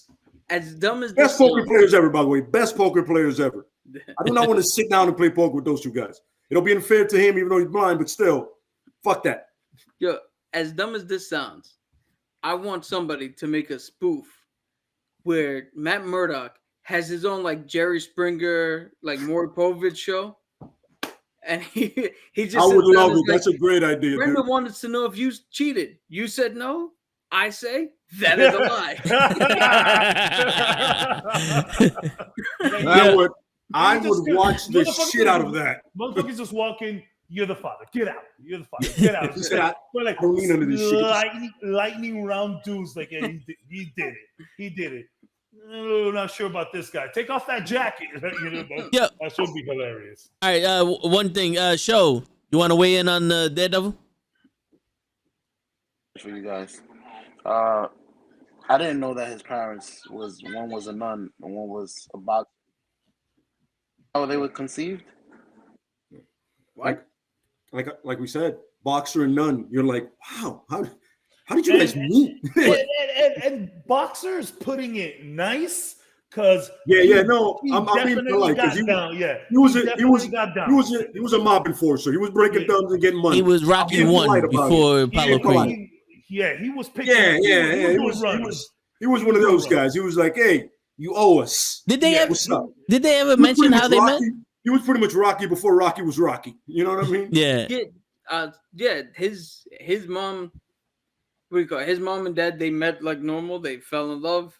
They did the deed, and then she had to change her heart, and it's like the Lord was the higher calling that she felt. She had to do it. Okay, so she wasn't a nun when she had met. I think that's always interesting that she left him by himself. The father, a single father raising a kid alone, which is blasphemy in a lot of other stuff. You know, like, it's just a pops. You know, like, you can't be a single father. Except Disney. But I am. Disney loves single dads. Shout out to They do. They really do. They really do. They really do. But I've always found that interesting. I remember when I first read it, that it was his father raising him. And you're like, holy shit, it really is. This cat here might be Dominican. Real quick. Little Dominican, bro. Little Dominican. Just a little. Poquito, un poquito. You know? Yeah, real quick. I mean, he's in Hell's Kitchen. He's in New York. Switch out Hell's Kitchen for the Heights. We're fine. Yeah. Yo, Show, you said something, but it didn't come through. Sorry. No, it's all right. It's all good. I had another question. Which Daredevil was more accurate, the one from the show or the one from the movie? I don't remember the one from the show being so deadly. Well, the one from the show. The one from the show has a strong Frank Miller to it. Like when Frank Miller redid The Punisher, which is, by the way, awesome because Frank Miller's Frank Miller. But it's really accurate too. By the way, season 3. The movie ain't that off either. It's weird how they do it, but the movie ain't that off either. No, we made it clear. Yes, getting everything, and then it's not. It's like that's what I watched the director's cut, bro. No, that was good. That movie is not bad, bro. I enjoyed it. Usually the director's cut is always good, and this one saves it. A lot of those old comic book movies are just like, even though they try, they're just always dark. Even Spider-Man 1, as lighthearted as Spider-Man 1, is still a little like compared to the Tom Holland in the MCU. I mean, like when the Goblin impales himself with the glider, that's fucking grim, bro. Yeah, bro. Like I love that shit because like even like movies just back then were inherently darker. Like, look at the Turtles. Ninja Turtles yeah. 1 is a that is a dark movie, Yes, sir. son. Yes, But it's sir. the best one. But Yeah, it's the absolutely. best one. I mean, Absolutely. I did like the lightheartedness of part 2. I did like the music, but part 1 is a masterpiece. And let's remember Whereas this. 2 was fun. 2 was very fun. 2 was about selling toys. Let's remember this: that the Turtles, the original Turtles, were murderers. Yeah. They murdered. You know what I'm saying? They changed their bandanas and stuff like that, like, you know, to sell toys. But in the beginning, like all red, and they murdered everyone in the name of Splinter. Yes, absolutely. So let's remember this: these Teenage Mutant Ninja Turtles were massacring people. Monsters, really. Super strong, you know, agile and all that, and they have ninja skills. You're adding shit on top of shit, making it worse. I want to see year 1 Ninja Turtles. Yes. Turn that into a fucking movie. Let's see them kill everybody. Yes. Until they got some kind of code, or the bandanas became different colors, and, you know, they had cool nicknames and No. I want to see murdering turtles. Yeah. Like, let me see the Turtles, like, going back to Tokyo and just wreaking havoc on whatever's left of, like, you know, this bad side of the Hamato or the clan. You know what I'm saying? Like they turn evil, and Splinter's been raising these little killer monsters to take them back to Tokyo and destroy the clan. Show me some shit like that, bro. By the way, if you guys get a chance, read The Last Ronin. Oh, I saw the first issue. Guys, that shit is dope. It's awesome. It's like, you got to check. The site I gave you, it's on there. And, you know, but it is, I never thought I would enjoy. Make that a movie, by the way. Make The Last Ronin. I would love to see that also. Yeah, I would love to see that. Crazy, bro. I saw basically a rundown of the first issue, and I was like, yo, this shit is crazy. And it's funny because when you think to your head, who is the last Ronin? And you never guess who it is, but then you go, it makes sense. Yeah. You know what I mean? You do the whole, you know what? That does make sense. It's not that they spoiled it a year ago, but I'm saying, but when you're reading it, you go, that makes perfect fucking sense. Yeah. Because it wouldn't be the one you think it would. There was always 2 favorites to be it, and I'm not gonna say it because I want you guys to read it. Yeah. But once you see it, you go, yeah, that makes sense. I mean, when you hear something like The Last Ronin and you think about the Turtles, you have a vision.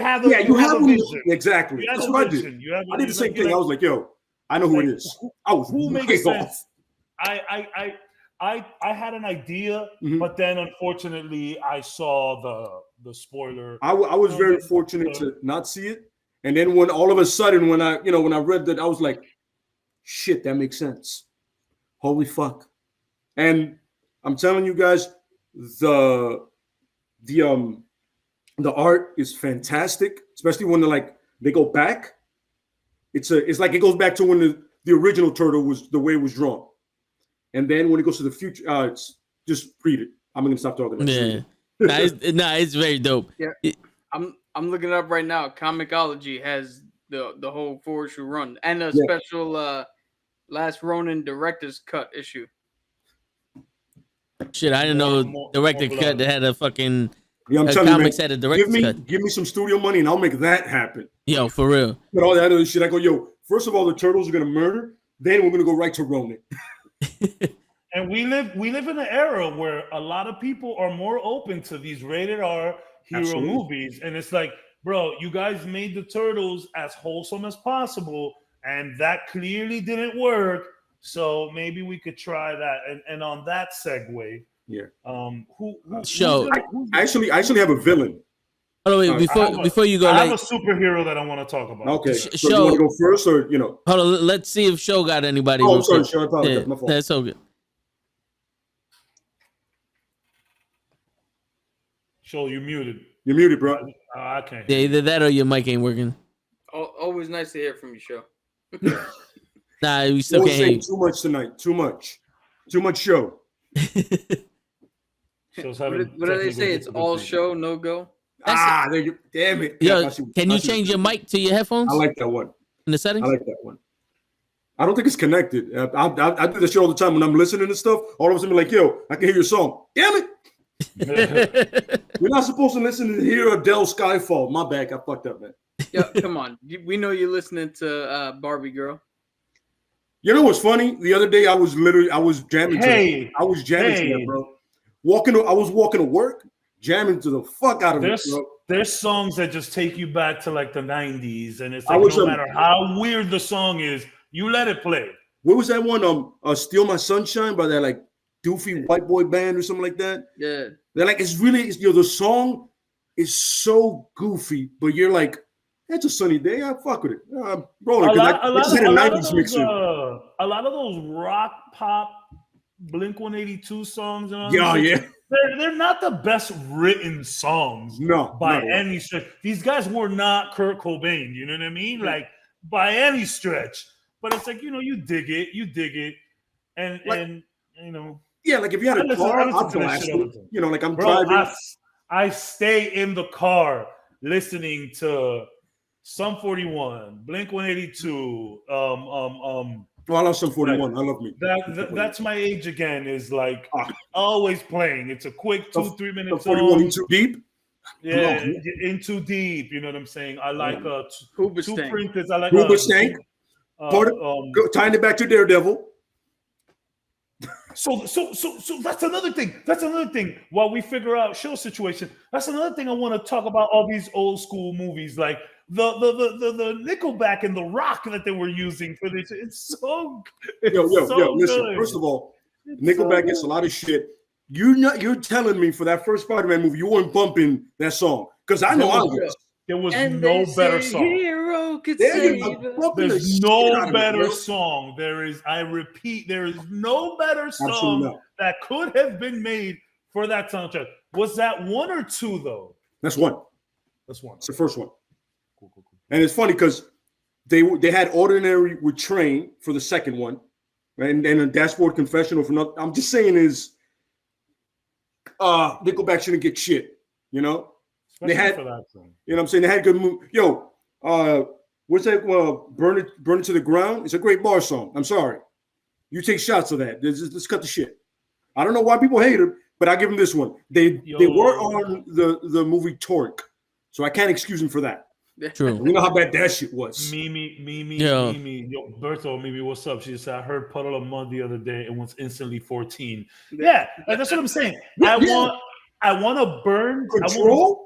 I want to burn CD. Yes, I don't want an MP3. I don't want a playlist on my phone. I want to burn CD of like every top 10 of TRL ever. Yo, but you're gonna get Tom Green. My bum is on your lips. Give it to me. Give me all of it. And I'm gonna walk around with a CD player Walkman with the weird like hand symbol that does not fit in your pocket with this 15-second anti-shot that you're fucking on the train like this. You remember being on the train like don't move. Are you gonna write on the CD? Are you gonna write on the CD? I'm gonna write on the CD. You're gonna write on it, right? You gotta do it. You gotta write on the CD. Man, what a lost art. Volume 1. You gotta put volume on there. Yes. I forgot about Mix Volume 1. Oh yeah. Oh my God. Yeah, you gotta do that. The other day, Volume 1. The other day, before we switched out our car to what we have now in our Nissan, going through the center console, pull out a CD. It says Jeep Volume 1 on it. Like the fuck, just all the shit, all the songs been put on it from when he had a Jeep. Yo, I had what songs were on there? What songs were on there? Man, some Tony Sunshine. Tony Sunshine, Off My Dick. You know that one? Yeah. Get off my dick. Some Dipset. Some Dipset was on there. Oh man. Well, I had the subwoofers in the back. You know what I'm saying? Okay. Everything banged. Everything banged. So you were yeah. Everything banged. Yeah. Like my Neon 7, Volume 7. The 7 was in the shape of a gun. You know? Yeah, it was in the shape of a gun. That's perfect.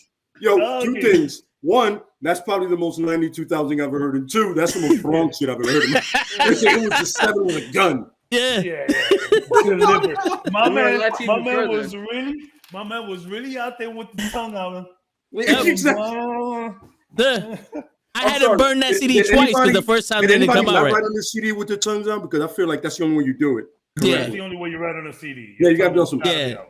For some reason it works. I don't know what it is. You can't chicken scratch the CD. Yeah. You can't. You gotta write the title on a piece of paper first, and then I remember my dad. My dad was really into burning CDs, and he took it a step above and beyond. He got the label maker for the CD. I felt like a boss. I feel like a boss putting a paper on my shit. Said John's Music.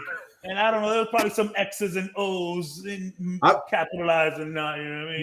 You know what became popular? Getting the post office stickers and then putting it on there. Oh, yeah. I remember stealing a shitload of those because, you're not supposed to really take like 10. But I'm like, and my horrendous handwriting, people are like, yo, what does it say?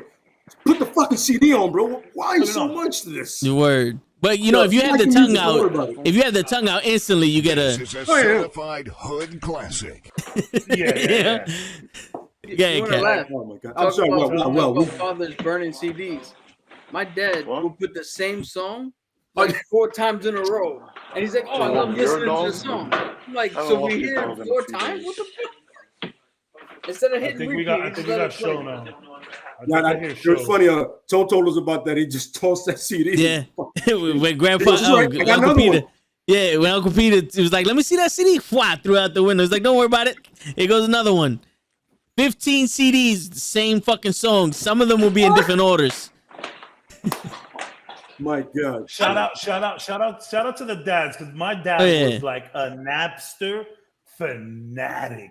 When my dad found out that you could download MP3, like music from the internet via Napster, he went off, yo. He was downloading everything. But my dad took pride in his CD making, like this guy.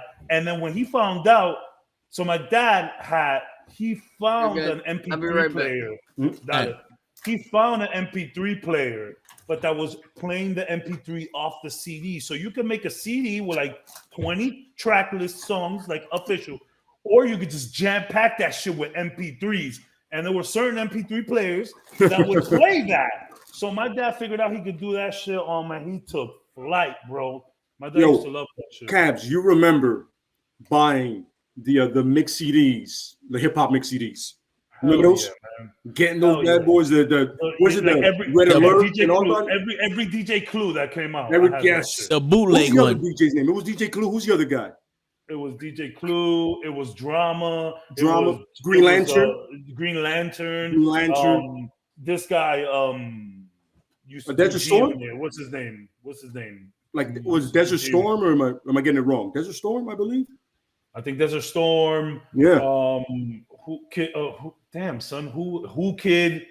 He was doing a lot of G-Unit stuff though at the time. I think I hear Show moving around. I do hear Show moving around. I don't think he understands that he's like we can hear him now. I don't think he knows. It appears we did have the same childhood because my dad was disgustingly into like downloading music. Yo, Dad, if you ever watch this, man, I'm so sorry. But when Napster went down, we found another way to download music, which was Kazaa. I remember Kazaa. Oh yeah. Oh wow. But we didn't tell our dad right away about it because he was hogging the computer, downloading music, bro. Like, yo, Dad, we trying to get on AOL and talk to these things right quick. Like, you over here, like, bro, let it go. How much times are you gonna hear Motown shit, bro? You got like tons of fucking records back there. Play them shits, bro. Yeah. Like, yo, but you guys remember having a list downloading, and you go out and you yourself. You come back home, you're like, oh, they're almost done. I'm missing 2 songs to make my CD. I remember making that list, leaving, coming back, and all of them corrupt. It was like fucking shit, bro. Error. It was like, God that hurts. damn it. So, that hurts. That's pain right there. Yeah, man. Because you're going about your day to burn, bro. You're going about your day chilling. All of a sudden, you come home, you go, fuck. It took that long back then. I I'm a hoarder on the low, and I'm getting better about it. But when I left New York and I came over here, I had a drawer of very important shit that I was hoarding, and I just fucking kind of threw that shit in the bag and took it with me. And then I laid it all out when I got to Miami. And throughout the times, moving from house to house, is shit that you bring with you. So I have like a stack of bootleg movies like this. None of them probably work. They're all probably extremely scratched. But within that pile, I found a CD, and it said John's Stuff. And I was like, oh, man, what is in here? And I went in there, bro. It was just a mess of shit. Here's the fun part. What? This is what? This is my boy. He had breaking beats. He's a break dancer. Nice. And then I just happened to find it right under it. Oh wow. My man, the amount of training I did to this, my man, the original song, I can't play it anymore. That's how much I played it. Yeah, man. Once it came out, I got this right away. That shit makes me want to go punch somebody in the face. Yo. Yeah. There's another one. System of a Down. I mean, you can't go wrong with that. Oh yeah, Chop Suey. I think we lost show. I think we gotta get the show going, bro. Yeah. Keep it going. We could talk about burn CDs all you like, but John, there you go. So there you go. I believe John had a superhero. I mean, Captain. Oh, my bad. I do have a superhero. Let's lighten the mood a little bit. Let's talk about somebody who did get over their why. None other than Spider-Man. True. Do you guys? I'm sorry, Cap. Were you gonna mention Spider-Man? I had a different hero who got over it. Okay, perfect. So we'll run through the heroes and I'll get the villain, I guess. Okay. Yeah. Technically, you had another villain earlier, but we're gonna call No. Yeah. Yo, 100% believe. Yes, he is. I know. He really is. Yo, Cap, was your hero the thing? my hero was the thing. No, that was All right, go ahead. Somebody who got over it. And let's talk about good old, lovable, friendly neighborhood Spider-Man. So okay. Why is my question is why was Peter able to get over it? Is it because he had already lost his parents? Well, he didn't really know he lost them. Was it because he wasn't with them and it was, he was with his grandparents for so long, maybe he knows loss already? But all things considered, I think if you look at the grand scheme of things when it comes to Spider-Man, he is over Uncle Ben. Yeah. He respects it. He calls back to it, but he is happy-go-lucky. He is, he's aware that it happened. He acknowledges, he moves on. Is it because he's young? Is it because of the neighborhood? Is it because of his powers? Why was Spider-Man able to get over this shit? I want to throw that back at you. I feel it's a good combination of the stuff you said, but it's like I'm saying, this is my opinion. I feel like he feel like he couldn't really not get over it and have Aunt May. You know what I mean? Kind of like, like she lost her husband, right? And I'm like, if I'm not here for her, then, what happens to her? You know what I mean? And remember, this one was clearly his fault. I know that. No, by the way. This is his fault. This is probably like the most fault by any of the people that we've mentioned so far. This is 100%. Well, I mean, you can't say it was 100% his fault. He didn't know this was happening, but it happened because of something he could have stopped. But also, Spider-Man is 100% piece of shit for not stopping the dude. Let's cut the shit. He went petty for that shit. He got real petty, and he paid for it. That's what going petty goes wrong. He paid for his pettiness. Also, as soon as it happened, he killed the dude that killed Uncle Ben. You know, he hunted him did. down and he killed him. So it was, with him being young, it's he- almost like, all right, I justified this, or I got my get back. His is pretty. His Spider-Man movie, what he did to that guy is pretty accurate from the comics. Did he push him out the window, or did he kick him and he slipped? So in the comics, he startled the man and he fell backwards, but the man died of a heart attack from the scare, not from the fall. Okay. Yeah. Okay. So to, I mean, to go up the thing, you know what it is? So it's twofold. With Uncle Ben dying, he took the right lesson of with great power comes great responsibility. Then he used, like I said before, comedy and trauma. They're in a weave, and he was able to use comedy with him being a smartass. He's Chandler.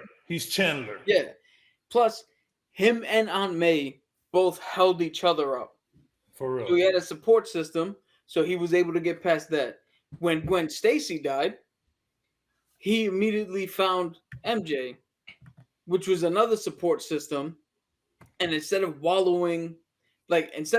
staying in that moment, he was able to see a healthy way to not only get past it, but to deal with it, to acknowledge that the key point of getting past trauma is acknowledging the fact that getting past it doesn't mean you erase. You don't forget. So Gwen Stacy's not erased from history because he moved on with Mary Jane. Yep. And he was able to see that. And with her help, he was able to get past it. Can I ask what you're saying is he's not Batman. Yeah. Can I ask a question? Yeah. Now, with Uncle Ben dying, and then him basically killing the dude that killed Uncle Ben, and then with Gwen Stacy dying, and then going to Mary Jane, and then basically when Aunt May died, and he went to Mephisto or the devil or whatever, Mephisto to like bring her back. Can it be said that he doesn't deal with his problems? So that's the thing. He wishes for people not to remember that he was Spider-Man, which alludes to your point even more, if we're being honest. Now, we said this before. If there's one person that acknowledges but doesn't take accountability, it might be Spider-Man. I think, to be honest, this might sound funny. It's just me being stupid. Spider-Man just got too much real life shit to deal with to get stuck in the past. I think something happened to Lev. Yo, did he get bit by an alligator or something? Did he drop a weight on his fucking foot? Dropped something. Maybe he stubbed his toe, or maybe he. That sounds like the scream when you drop something and you were forced to clean it. That's what that sounds like to me. Like you just dropped it, you're like, ah! Anyways, so I think something that helps Spider-Man cope is I think out of everyone that we named, he has the biggest support system, like Cap said. And it's not only with individual people, it's the lifestyle. This kid's in school. If there's I remember I had a pretty strong passing in my childhood. Aunt of mine passed away. She was the life of the party. Let's just say that. And she passed, and went to the hospital. We saw her take her last breaths. My dude, I was like 14, 15 years old, and as sad as that was, and you always remember, you move on, because that's what sucks about death. That you got to move on. You don't want to. You don't want to get out of that alley. You don't, but you have to. And going to school and seeing my best friends and having to deal with schoolwork and all of that definitely, took my mind off of things where, these guys don't have any of that. Frank Castle has no support system at all. Batman had Alfred, which is more of a support system, but you're also my butler. So I'm paying the bills here. But let's remember this. His father and mother knew a licensed therapist. Well, Leslie Thompson is a therapist. dude, Yeah, like go to the couch. It would have been on the house. You don't have to pay for it. She loves you. See, Yo, I remember when that hit me. One day I was watching the Batman thing and I was like, wait a minute. Wait, whoa. You know a therapist and you're not dealing with this? I mean, but that's the thing. He knows so much. He knows so much people. He just shuts out. Spider-Man can't shut out. That's true. He has this life that he needs to. He needs to go to school. True. He needs to have a job to help Aunt May. They have real life shit going on, and I'm not trying to sound mean. But there's so much real life shit going on in Spider-Man's life that dude kind of just gotta keep chugging forward, you know. But Cabs, here's my thing though. When I was saying that he didn't deal with it because it's well documented. Me and Cab's mom passed. When that happened, a lot of stuff was happening in my life. I had to pay my college loans and all that other stuff was happening. I didn't have a chance to deal with it. So a lot of people like, yo, you're strong because it's not affecting you. And in my head, I'm like, well, I gotta, it's like I gotta fucking do this and do that and do this and do this. It's like one thing after another, just fucking piling on the shit, like kind of like Spider-Man. But eventually, it caught up to me. You know what I'm saying? And that's when life goes, yo, listen, motherfucker, I'm gonna knock you down a peg because you just realized 10 years ago your mother passed. That shit hurts. You know what I'm saying? So has Spider-Man reached that point yet? Because with all the distractions, you're not really dealing with it. He's not facing it. He's just moving on from one thing to another. So I would actually say Spider-Man this is the only thing I have in common with Spider-Man. Is I think Spider-Man has the ability, similar to what I had, is to realize what the situation is, go through it in the moment and the time that it takes, and come out the other side. So where like the one last day, that was a snap decision to try to get Aunt May back and all that shit. But the aftermath of that, he went through it. He dealt with the aftermath, and he didn't let it linger to a point where it would harm him later on. Yeah. So it's what do you call it? That moment. That's why fans don't like that storyline, because that's a snap decision that writers made that Peter Parker himself wouldn't really have done. Yeah. But he got through it. He got Aunt May back. Again, he had the support system, and he came out the other side smelling like roses. Yep. I think there's just a lot more. I mean, again, I know it's a cop out, and we always say this about Spider-Man, but he legit is a kid. And yeah, Batman started at a young age. If you really look into it, like from his training and all of that, a lot of these dudes get younger, but Spider-Man is he really is a kid. Like they focus on that, and and even like you said, Tags, it took you, a long time for it to like hit you. You know what I'm saying? Yeah. And that's another thing. Like you really don't think about that kind of shit when you're a kid, and I know. In my opinion, as hard as that, my own stuff was, I was a kid, and it was easier to. And even the next day, hanging out, yo, this is crazy. So the next day, I'm hanging out with my cousins, whatever. Their mom just passed. We just. And this was after the burial, when it's real, when everybody is like losing their wig because you're in the hospital, you feel it, you're home, you feel it, putting that person into the ground, that's shit. You know what I'm saying? There's no coming back from that. That's it. Like like the only way you're seeing this person now is through pictures and images and shit like that. You know what I mean? So then the next day, it's all of us. We're in the crib. We're chilling, and it's somber. It's slow. And then the cousins and we all have this stupid idea of going to watch a movie. So we're like, yeah, let's go watch a fucking movie. And our parents looked at us like, yo, are you guys fucking insane? We're like, what?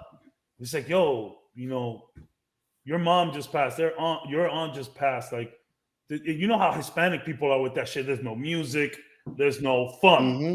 When Just someone, celebrating. when someone passes, there's no fun for a month at least. You know what I mean? Which is the timelines are skewed because it's like, okay, but so as a kid, it's like nowadays, someone passes, I'm not thinking of the movies the next day. Yeah. That's something that's the kind of shit you think about as a kid. That's how you process as a kid. So I think that's the thing about Spider-Man, that he really just processes things like a kid, and ultimately that does lead to some pretty bad decisions. Like Cap said, they're quick, they're snappy. Sometimes people get hurt in the end, and I think that's the one that, like, they always, even in the last What If episode. Well, not the last one, but the one where they showed Spider-Man. I'm a little upset they didn't show more Spider-Man throughout What If, but whatever. They're like, yo, how do you just stay so chipper? And it's like, bro, I'm a kid and I'm just kind of used to this shit. I think when it's traumatic experience over traumatic experience over traumatic experience, you kind of learn a little bit more how to deal with it, I guess, is what I would say.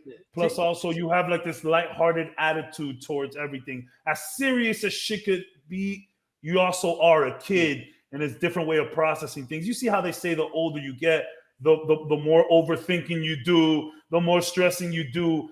And it's not necessarily a bad thing. It's just that when you're an adult, you realize the reality of situations. Whereas a kid, where your superhero is swinging around, maybe it's a little easier to deal with things. You were going to say something, though, Tags. I think I cut you off, Toe. No, if I did, I forgot what it's. Having a cheeseburger on the rooftop. Yeah. That's Spider-Man. I mean, that's the way he deals with stuff. That's the kid.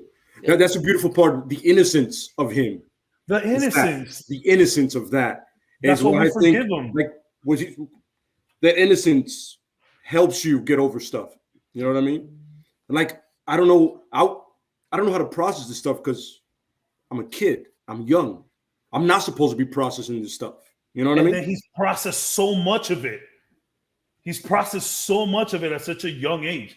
Yeah. You know what I'm saying? Like Bruce lost his parents very young and just kind of never snapped out of it. He left, but he's still in there, to use that fear. Spider-Man, he didn't know how he lost his parents at first, but he knew that they weren't around. They were on some top secret mission. And then everything happens without May. He's getting bullied at school. This isn't a life of privilege like Master Wayne. You know what I'm saying? This is real deal Holyfield stuff going on here. Like, the show must go on. And now Aunt May is without the sole provider of the house. You know what I'm saying? It's like, it's just, I think the innocence is one thing. I think the fact that he's had to deal with so much is another. And the fact that life just kind of kept moving for Spider-Man, bro. There is no backing up. There is no delaying. It just kind of kept fucking going for that kid. Yeah. And it's like, yo, what else am I going to do? I can no longer be sad, man. There's no more. I don't have any more sad to give. I don't. I'm right. That's literally it. Like, yo, life keeps trucking, man. Got to keep rolling. And it's funny when you read the comics and you like, he makes light of everything, right? And it annoys people sometimes. Literally. But what are you really gonna do? I mean, honestly, are you gonna hang on to shit and make it worse? Don't punish it. Just kind of let shit go. You're like, all right, whatever. You know what I'm saying? Like, it's one of those things. What can I do now? It's already over. You know what I'm saying? I either laugh at it, or it drives me crazy. Well, that's the thing that Cap said earlier, where it's like you learn that getting past it is not forgetting. Absolutely, exactly. It's not. And I actually I met a guy. One of my brother's friends when I got here to Miami. I met that dude the first day I was here. Took me under his wing, showed me love off the strength of my brother. He helped me out. He helped me get an apartment when my son was born. My baby moms and I, we didn't know what the hell we were going to do at the time. This guy, a week before my son is born, he was like, yo, I got this apartment for you, bro. Go ahead, do your thing. We finished moving. The day that we finished moving, we laid down to rest, and my baby mom's water breaks. So, like, this guy was, yeah, exactly. Gross. So, So he also took a liking to baby moms as well. Like if she's outside partying and I'm not there, he's there. Bodyguard, Frank Castle. No one gets over here like that. And unfortunately, he passed away. It was pretty nasty. I won't get into it, but Sorry to hear that. Appreciate that, man. His best friend of life, throughout the entire funeral process, throughout the grieving, he's just making fun of him. And this guy had a big head. Everybody called him Block or Cabeza. And he just kept saying, yo, listen, man, I don't know how the fuck that head fit in that urn. I really don't know. Like he was just cracking jokes the entire time. And my baby mom's was like, she didn't get it. And she was like, yo, isn't that like his best friend? And I was like, yeah, but people mourn different. Absolutely. I'll say that right now. Absolutely. And that was the biggest lesson. Rest in peace, Los. That was the biggest lesson I learned that day. That people just mourn different. Some people were crying. Some people were laughing. Some people were drunk. I was inebriated to the max capacity. I don't know how I got home type shit. We all this stupid shit. When you mourning, you're not thinking, bro. Like we drove home drunk. We went to the bar. My brother got into a fight with his girl. It was chaos. And in a weird way, I looked up. I remember in front of the bar, I looked up and I was like, yo, you know what's crazy, Los? I don't think you would have wanted it any other way than how it went down. I think you are up there cracking the fuck up right now at the fucking madness we got going on. And that day I learned, bro, people mourn different. Just because someone's cracking jokes doesn't mean they're not going through it. Doesn't mean they're not sorry. Doesn't mean that they're insensitive. That's bullshit. Yeah. It's the people that are joking that realize that, like, man, this sucks, but this person wouldn't want this for us. That's how he holds on to him. That's how he holds on to him. Yeah. And it was the most beautiful thing that I learned about everyone around me that day. Even my brother, my baby moms. I just learned so much about everyone through this death. And I think that's something that holds true with Spider-Man, where it's just like, bro, fuck it. It happened. It's time to move on, And again, I'm going to reiterate, it's the suckiest part about death is that you need to let it go sooner or later. And it's all up to you when that's going to happen and how you're going to do it. And you're not being wrong or disrespectful. You are respecting this person who's passed away, their feelings and their wishes, because you know damn well that regardless of everything, they wouldn't want you to be, hurt. You can't die with them. Absolutely. You can't. You really just can't. And I think Spider-Man knows that all too fucking well, unfortunately, at such a young age. What you can do is you can live for them, Yeah. They would want you to live. They love you. They would want you to live your life. And like, yo, listen, I'm not here, but do it for me. It's that old saying, live the life that those that died, honor them. Live that life for them now that they're gone. And it makes perfect sense. You know what I mean? You got to be, listen, your friend can't party, but you can't. You can party for him. You know what I mean? Yeah. And that's why we pour out a little liquor every time. Absolutely correct. Yeah, man. Absolutely. Yeah. We had lost a friend a while back. You know what I mean? This year. And it's crazy. I've known the guy. I can't even forget. I mean, like my best friend, I met our boy Pimp like right after. But I know him. I know him well, and he'd be like, "Yo, listen, if somebody's not laughing here, then I don't like this. Or somebody should be dancing or something. Give me some music, put on some reggae, dude. Somebody have some fun." And it's the first thing we did when we got a chance. You know what I mean? And it's those hard. Moments, it's hard, especially the way we are raised, Hispanic. Absolutely. Where it's like, yo, bro, there's no, like, when someone passes, there is no music. Nope. There is just. No partying. There's no partying. There is. We need you nothing. to fast for 9 days. Yeah, some parents wouldn't even let you watch TV after a death. You know what I'm saying? So it's like, especially coming from that. Yeah.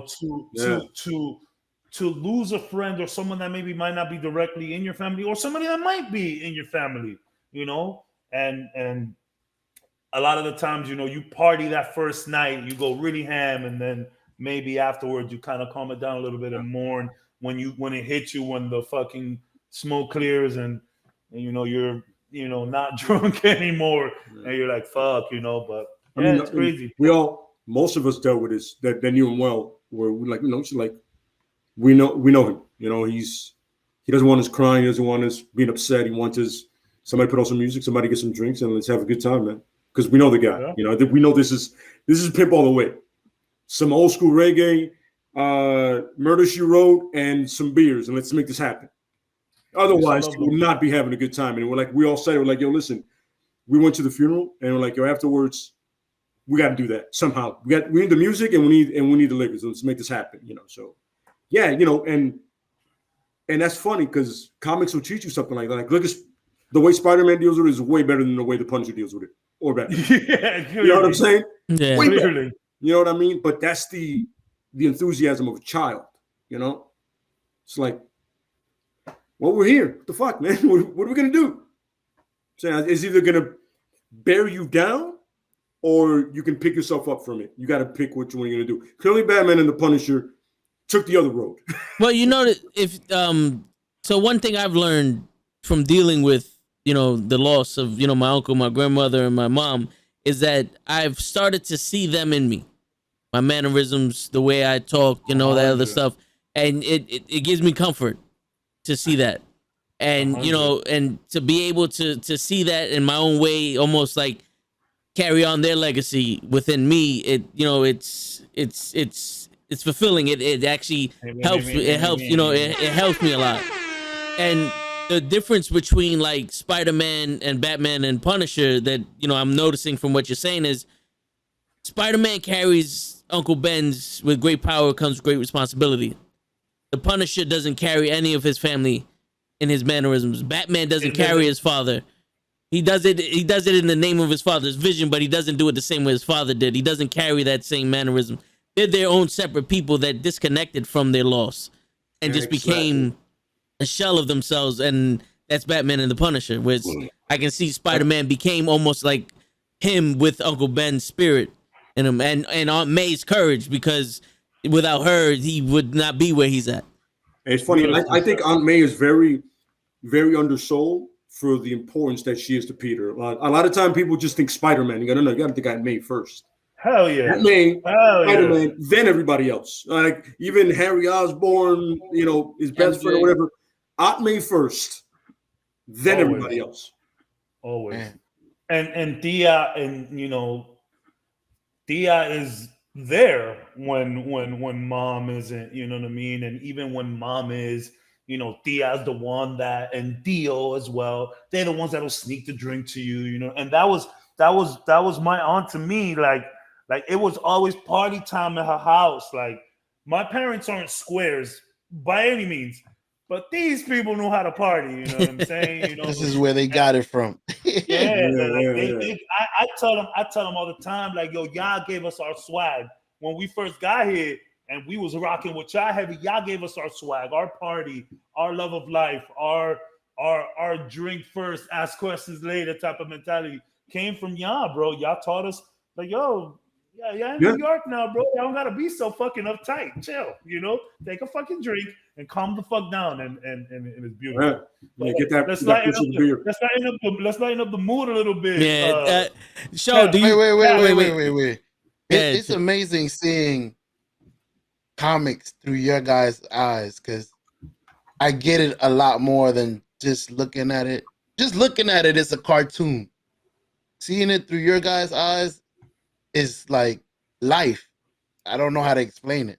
It's not a cartoon only. It's an explanation of life itself through everybody's. That's crazy. I'm going to tell you guys something. That's the problem with everything, though, because like especially with video games, I get into this conversation all the time. You know, when back in the day when the comics were the funnies, you know what I mean? Like it was just, you see like this little comic, you see some geeky shit happening. You really don't understand. Same thing with video games back in the day. You see this little Italian plumber jumping on little Goombas, or you see little fishes. Pew, pew, pew, pew, pew, pew. But now, looking at things now, look at these video games now. Video games make me cry more than movies nowadays, kid. Bro, I don't know if you guys ever played The Last of Us, but my son was just born when I played The Last of Us. Yeah. And to see that 20 minutes opening scene with what happens, I mean, The Last of Us was so long ago, so I'll spoil it. But like this man's daughter like died and that whole scene, whoever did the voice for that girl killed it, because she's like gasping for air. I'm like, whoa. Like my son is over here sleeping, newborn, couple months, fresh out. So it's like people need to understand that there is a way of life to everything that's written, because it's written by human beings who go through this shit. They just mask it in their own humor to get over the kind of crazy shit that's happened in their life, which is what this episode is about today. You feel me? I'm gonna share something. I've never said this to anybody, and then this is something I've kept to myself. But with the theme makes sense, right? Yeah. So I lost a cousin of mine, right? Drunk driver killed her. Cab knows about I this, didn't right? hear that. Yeah. Thank you, man. Yeah, she was 10 years old, so it was really tough. You know what I mean? And this is when I first picked up the Jason Todd book. When he died. You know what I'm saying? Besides the music, between the Jason Todd book and then the Punisher book, I kind of went back to that, and I was like, they both kind of like gave me a sense of understanding. You know what I mean? Yeah. Like it was both the deaths were senseless, in the books, and so was the one for my cousin. Very young, had a whole life ever, so it was like both of those really made me understand like why it was both senseless. The best way to deal with it is just to face it and just kind of, and not internalize it. Like when it first happened, I told Caps, told my best friend, they were all there, and what I would used to do was internalize things. I was horrible at dealing with stuff like that. I was like terrible. I didn't want to bother anybody. That was my thing. I didn't want to bother people. I didn't want to. You was already a grown man too. Yeah. I didn't want to burden people. And that was my thing. You know what I mean? But I figured the best thing I needed to do was not the Batman and the Punisher thing. I needed to do it the other way. Yeah. And it worked. It was, it hurts every time her birthday comes up. I think about her all the time. And then they had a little girl that looks exactly like her, by the way. Like spitting image of her. But it's one of those things that between the comics, the music, and my support system, my family, my brothers, I would have dealt with it the wrong way had I not literally read those books and just had my friends around me. You know what I mean? So comics can do you wonders if you allow them to. They can teach you lessons. You know what I mean? Look at They can literally teach you lessons on how to deal with stuff right. You know what I mean? It has messages encoded into it. You just got to find it. And that's a message to everyone watching, everyone who will be watching. If there's one thing about the Knuckleheads is that them DMs is always open for anybody going through some shit, thinking about some shit. Like, bro, the best thing you could do is fucking talk. I'm telling you right now, best thing you could do is talk to somebody about it. But let's get it. Let's get it popping. I've been dying to hear the hero that Cap is bringing along. So the next person I'm bringing in is Wanda Maximoff. Hey! Oh boy! Well, I see the gloves came off right now. The gloves are off. We're getting in it. So this is gonna be a 1 a.m. podcast. I brought her up for a specific reson here. Yeah. So her biggest trauma is just essentially her existence. Like her and her brother were raised. Think about this. They were raised. First, they don't know who their parents are. Then it's Magneto. Then it's not Magneto. Then they're villains. Then Cap is like, yo, I see something more in you. Come join the Avengers. They were raised by a literal fucking cow. Like just a personified fucking cow. Which gotta mess with you Just the absurdity of To that alone. some extent, yeah. But she has a what do you call it? She has a relationship with Wonder Man. That goes sideways. People forget about that one. It's true. She has a relationship with Vision. Vision becomes White Vision. That goes sideways. She tries to go back to Wonder Man, but by that time, they didn't match up anymore, so that didn't work out. So then she suffered a small psychotic break and invented children that then became real. That then the demon, fucking Mephisto, or I don't think it was Mephisto, but another demon. Nightmare? I think it was Nightmare. It's another one with a weird name that doesn't come up too much. But he literally rips the children from her. She suffers a full psychotic break. Does the House of M. Yep. Turns around and goes, you know what? Fuck it. No one's special anymore. They get out of House of M. They go. Before the House of M, she literally, there was the comic Avengers Disassemble. She made them kill. What the fuck's his name? It's not Giant Man, but it's Lawrence Fishburne played him. It's Goliath. Goliath. There you go. Got it. Yeah. She fucked with their heads and made him so that Goliath had to die, had to give himself up. Then she turned Blackjack, and like they made everybody think Blackjack was somebody else, and they fucking murdered him, ruined the whole team. Then we get in the House of M where she takes everything and rewrites the entirety of reality. So then we get back into her. They're like, "Hey, what you're doing is wrong."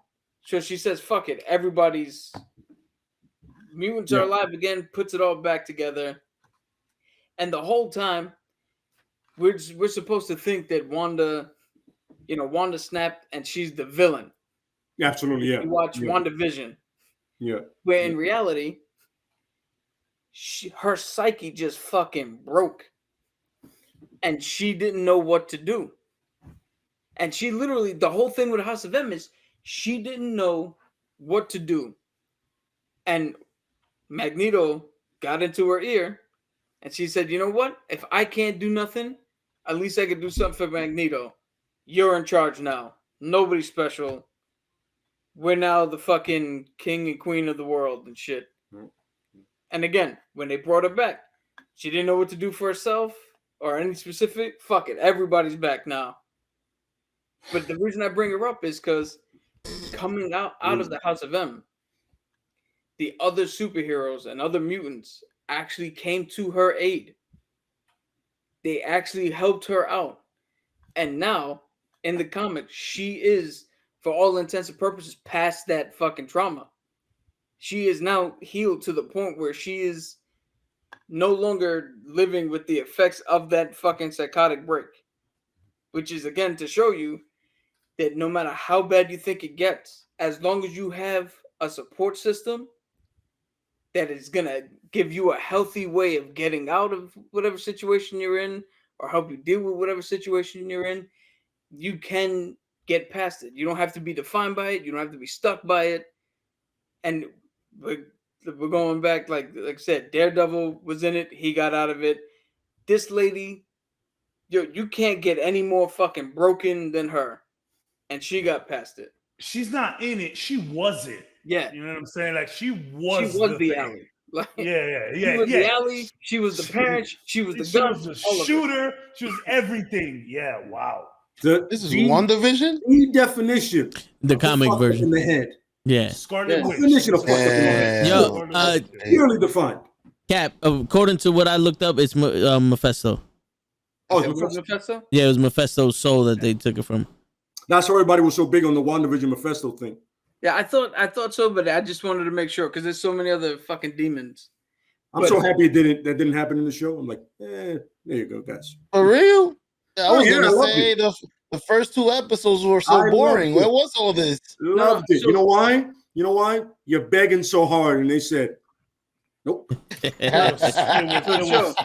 was subterfuge. Here's the thing with the WandaVision show itself.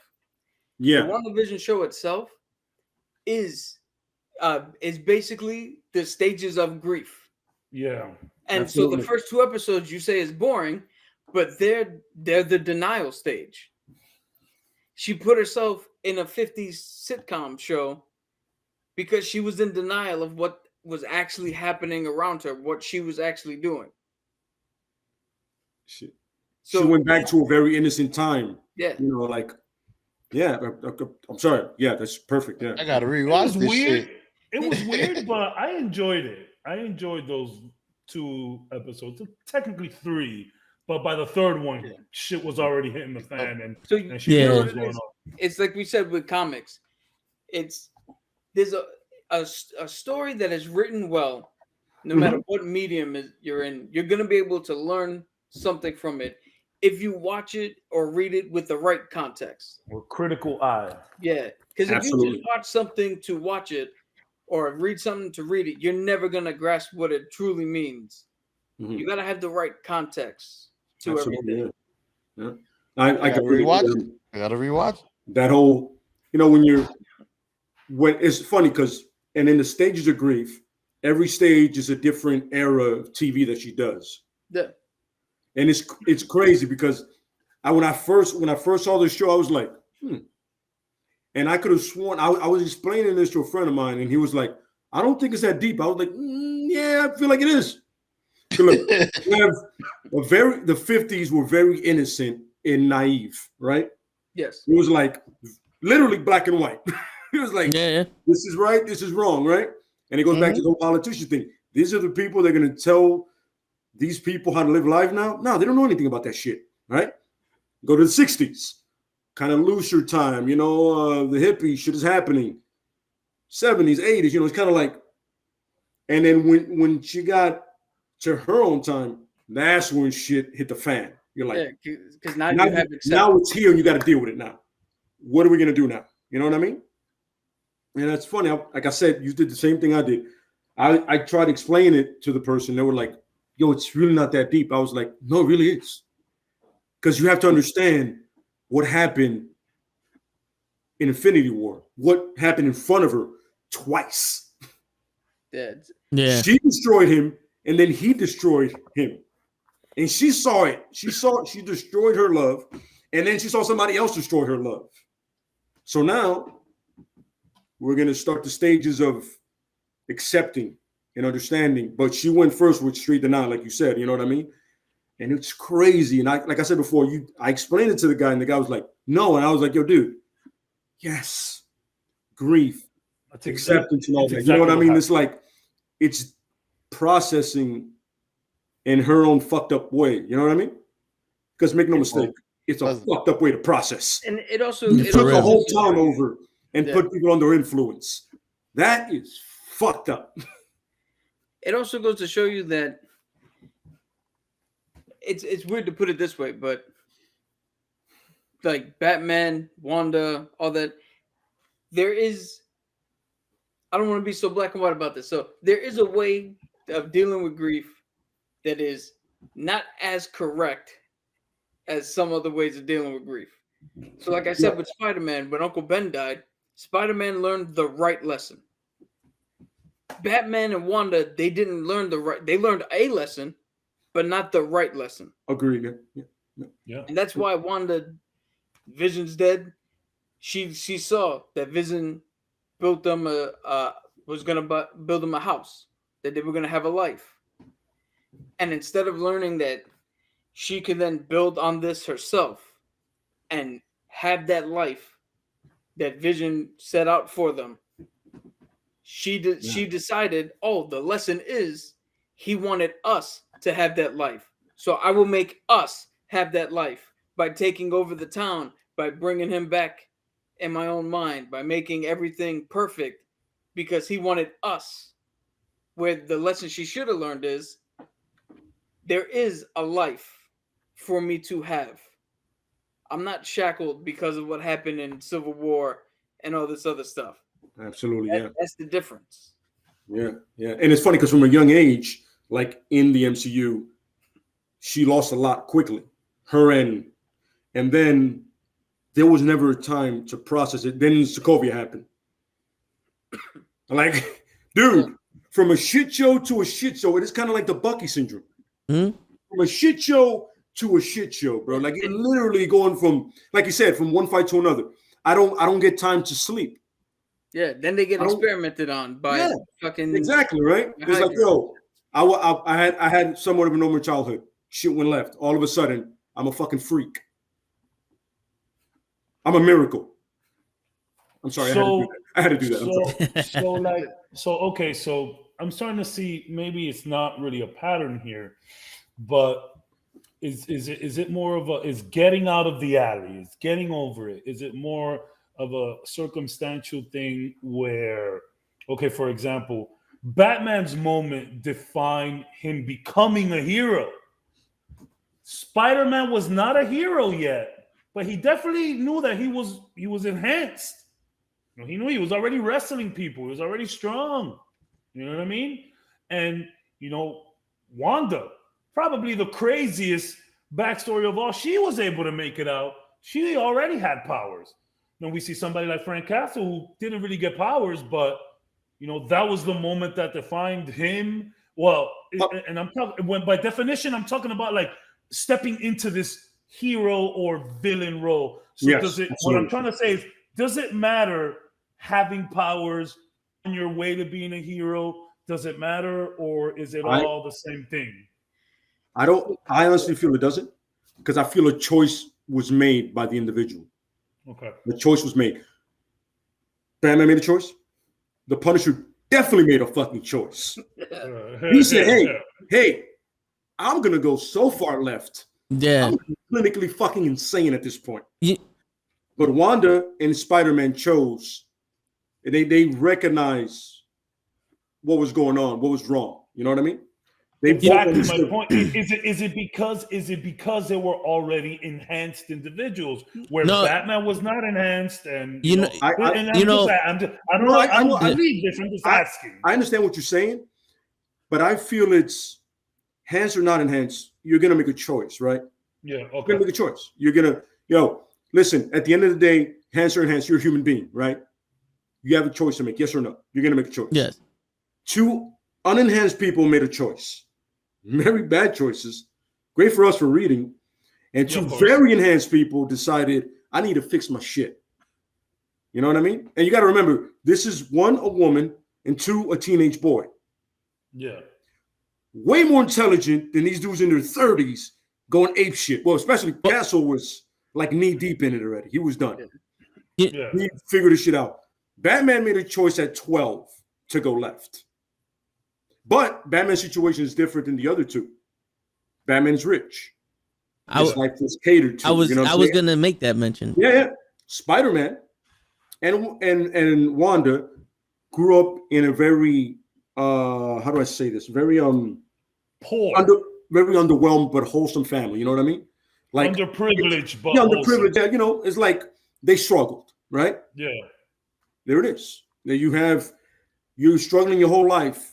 Your choices become really easy. I can live in the struggle or get better from it. And they both, after a while, they chose the right path. Batman never had to really make a choice in life. Everything was handed to him, like literally on a silver fucking platter. I can't say this enough. The shit is silver, is glistening, and Alfred's like, here you go, sir. When's the last time you think Batman cooked anything? And he shines a little. Exactly. When's the last time you think Batman cooked anything? Until he became self-sufficient. True. You also have to remember that Batman had everything, and that one thing was taken away from him. So he used what he had to do what he thought was right. Whereas Spider-Man had nothing, and when something was taken away from him, he was also given an opportunity. You know what I'm saying? So it's basically like the different styles of lifestyle. Where Frank Castle came from, basically, I was about to die. In the jungle, and I come back to my family, and my family's gone. I have nothing now. Life gave me lemons, and now I have a sack of lemons. Let's go kill some people. Here's the fun part: is fun backstory to the Punisher. He was like literally Catholic, growing up his whole life. He's Catholic, right? From Queens. Father was a priest. Think about that shit. Frank Castle's father was a priest. This man is the ultimate judgment of death at this point. He's death personified in the world. His father was a priest. Think about that. Yeah. His life was set up to go left from the beginning. You know what I mean? Yeah, the two characters with the father was a priest, the mother's a nun. They go out and like viciously just beat the shit out of people at night. But think about it. Daredevil, the Punisher. Really? You guys were brought up. You guys were supposed to be brought up in the best way, like, you know, a modern family, you know what I'm saying? Good upbringing. You know, all of a sudden you turn into two of the biggest psychos. By the way, make no mistake, Daredevil is a psycho. Yeah. But one is way more psycho than the other guy. You know what I mean? But like, this should be the best upbringing you have from a priest and a nun. Shit went left for both these individuals. Yeah. But like I was trying to say is, but choices were made. Daredevil made a choice. Spider-Man made a choice. Wanda, Batman, Punisher clearly made it. You know what I'm saying? All these people, at the end of the day, you made a choice. Either live, wallow in the pity, or make yourself better. You can't hear Cabs. Cabs, you talking? I see your lips moving. Nigga, muted. Yeah, nah, he's not, because I can see the muted sign on the side. Yeah. We can't hear you, Cabs. Did your audio change? Your headphones died, maybe. There you go. Whatever you just moved, it worked. Now we can hear you. Yeah, I can hear that. There it is. Sorry, you were saying. I'm sorry. Yeah. It was just a tip in. There you go. Hey, put the head in. Make a choice, Cavs. But yeah, just the head. We going raw. I was doing just fine until that. Yeah. Making them all in. I just want to say, like to bring it back to Batman. So you mentioned before, like Batman knows he's messed up, and he's told people he's messed up. But like what I was saying before, where he hasn't dealt with it, he's kind of like myself, where people look at me and go, "Vic, you put on a little bit of weight." And I go, "I know, but I know I'm fat." So I'm good. But I'm like, as long as I know I'm fat, as long as I know I'm accepting it. Yeah, that's kind of what Batman does. Batman's like, I know I'm fucked up. I'm not gonna do shit about it, but as long as I know, and as long as you know that I know, we're good. Everything's good. Listen, as long as the cat is out of the bag, the elephant in the room, we all know I'm fucked up in the head, right? Yeah. Can we all certify that? All right. So go fuck yourselves after that, okay? Right, I know I'm fucked up, okay, guys? Come on, man. Can we get over this shit already? From me. I feel like that's Batman's attitude. Can we get over this shit already? I'm fucked up. Yes, I know this. For real. I had plans to kill all of you. Batman's the guy in the back going. Yeah, he's like, yo, I'm sorry. I had plans to kill all of you just in case. My bad. But you guys have powers I don't. Go fuck yourselves, guys. The only human here has to be ready. Or house human. Not with that fucking ring, he's not. Yo, for real. And the funny thing is, and in the comics, Hal's the one that goes, yo, I'm not mad at the plan. I get it. Because Hal, as a soldier, goes, I understand why he has that plan. I get it. It makes sense. Like, yo, Superman, if you go batshit, what happens? We're done. Right? Mm-hmm. Somebody got to be able to kill you, bro. I get it. You know what I mean? Yeah. What's really funny is, like, I feel like the plans started out with Superman. Like, the plan was for Superman. The plan was Superman and Wonder Woman. He's like, you know what?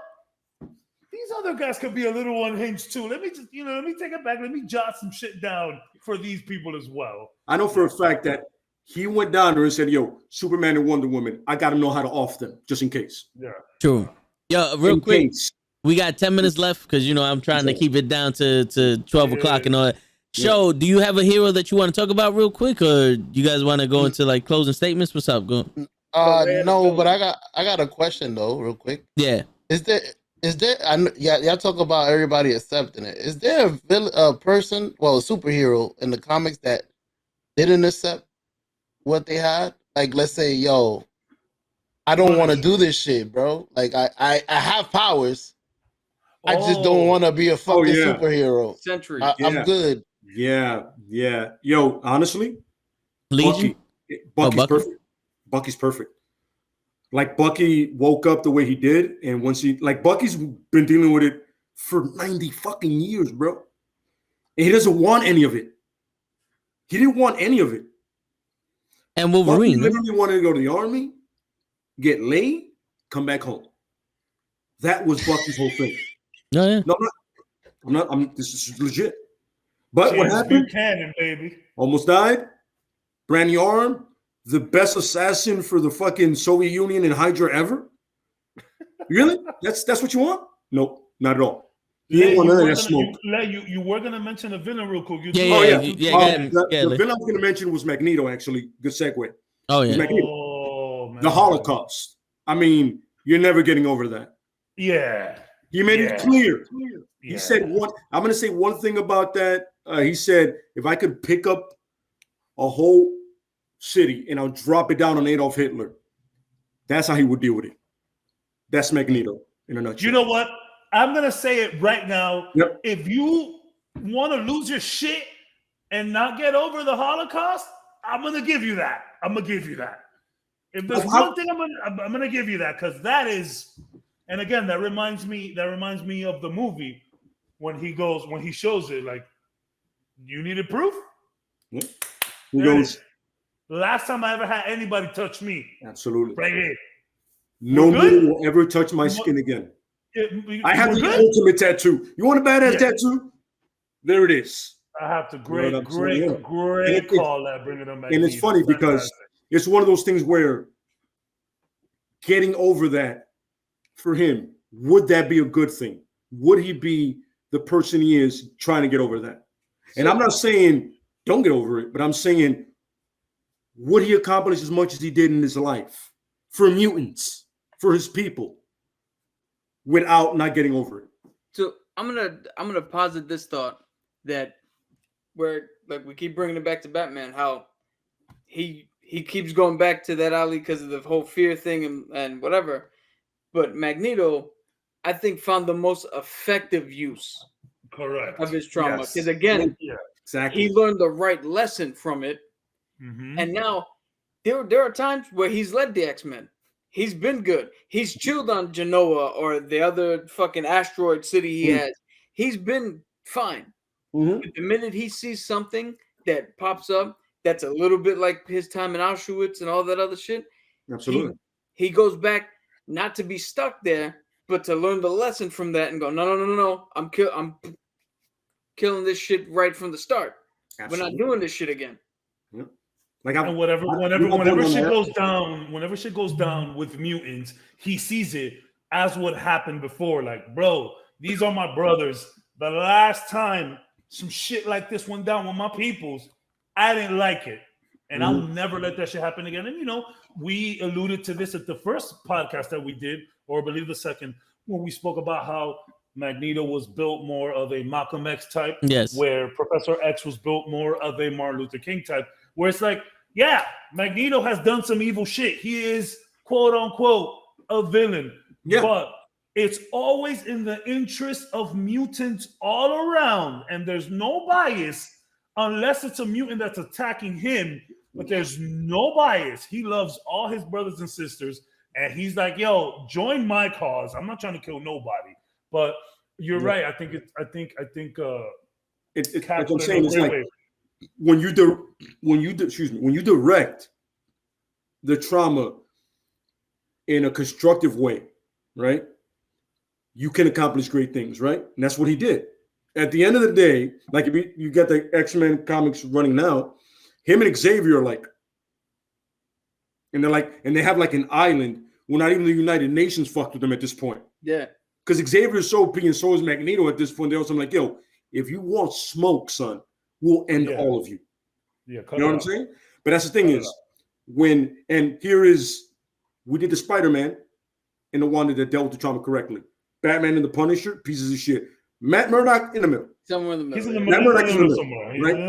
Now, this is where the trauma becomes an ace in the hole for Magneto. And even Professor Xavier, honestly, too. The shit he's been through, too. Like, he took it and said, yo, I can either, once again, I can let it destroy me or I can make me better. Professor Xavier has a school for the gifted youngsters.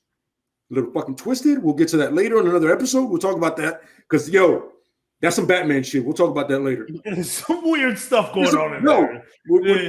But then you have Magneto who goes, yo, I will never let this atrocity happen to any of my people. Yeah. Ever again.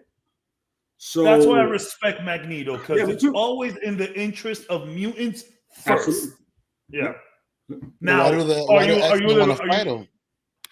Huh? I mean, What? because he does it in very radical ways, you know, Yes, he does. where He does. there's no one standing in his way, whether it's mutant, human, and that's the thing, you know, you have Professor X, again, Martin Luther King style, where it's like, yo, we could just all be, there's no need to resort to violence. Yeah. You got Magneto, and he's like, yo, they're not gonna listen to you, Charles.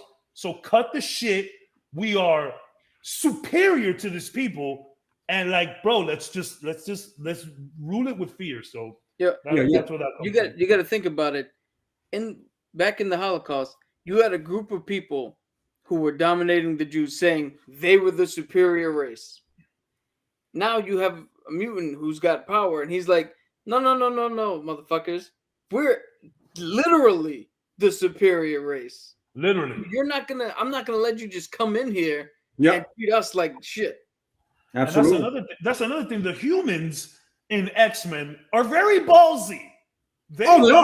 They will go hunt Fucking scary. these mutants. Like, yo, you see what this motherfucker could do. I'm gonna chill at the crib. I'm gonna get some Parcheesi going. Get a couple Heinekens, get a little weird. You know what I mean? Like, yo, they were really after these mutants, and it's like, yo, Magneto was like, I'm never letting this happen again to my people. And My man, when I see the Golden Gate Bridge coming to us, I'm going home, bro. yeah. The Golden Gate, yo, X-Men 3 sucks, but the Golden Bridge, I'm like, yo, why is the Golden Gate Bridge moving? And then No. And then doing it, Hey, you win. and then doing it in Randy Orton pose the whole Yeah, time. he's also looking majestic as fuck. Yeah. You just see the Golden Gate, and it's just I'm like, yo, so let me get this right. You want me to shoot this plastic piece of shit weapon at that guy? Hey, go fuck yourself. I'm out. I'm out. Yo, hey, listening or no one listening, bro.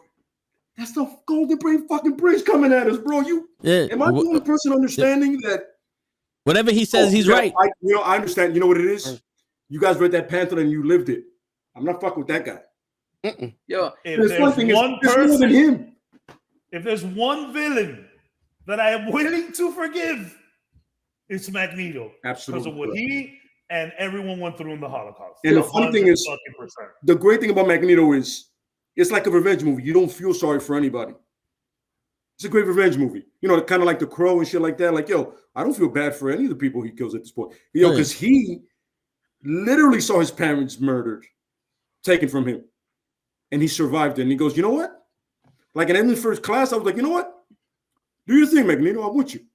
Yeah, 100%. When he does that coin thing to Sebastian, I was like, perfect. Yeah. And the fact that it was so slow, I was like, that's how you do it, brother. Somewhere, Frank Castle was like, bravo. Bravo. What kind of trauma do you think it would cause if you're on the X-Men side and you're like, yo, we have to stop Magneto because technically he's on the wrong side, but what he's doing has a greater message for us. Yeah. Like that's gotta play with somebody's fucking psyche. That has to be like, that's like this battle of morality almost. Yeah. Well, we can, by the way, that's something we should really do. That morality of you're fighting for people who hate you against somebody that you should really be backing up. You know what I mean? That's a 2-hour podcast right there for sure. I'm just saying, you know what I'm saying? No, we can figure that out. Yeah, great call. We definitely figure that one out. Yeah. Yo, Magneto gets the pass. The Holocaust clause. Yeah, you do what you got to do, brother. I am with you, man. Yeah, 100%. I hear you. Yo, closing statements real quick. The one thing I would like to say to show is that when you mentioned that you like seeing the comics through our eyes, it's because it's not a book to us. These are people. Yeah. Whether they exist or not, these are people. And they go through trauma, and we can relate to the trauma. And there's ways that they teach us how to also go through the trauma. you know, and you know, it's almost like, you know, you have it's your cousin, your uncle, your brother, your little brother with, you know, with Miles Morales, whatever. You see them going through stuff, and it teaches you how to be a certain person. You know, just like you watch you know, the MCU now. You see how Cap stands for what he believes in, and he's not willing to bend for anybody. He's not willing for. He's like, I'm supposed to be the guy that helps out anyone that's in need. You don't tell me who to help out. You know, and yeah, you know. So it's one of those things. Like it's people you can look up to, whether they're real or not. They're real to us because we make them real. And that's why we're able to see it in that light. Yeah, and their lessons they sing through and true. Actually, you know, when you look at, like I've always said it, what I love about Cap is not about the American dream. He's about the dream.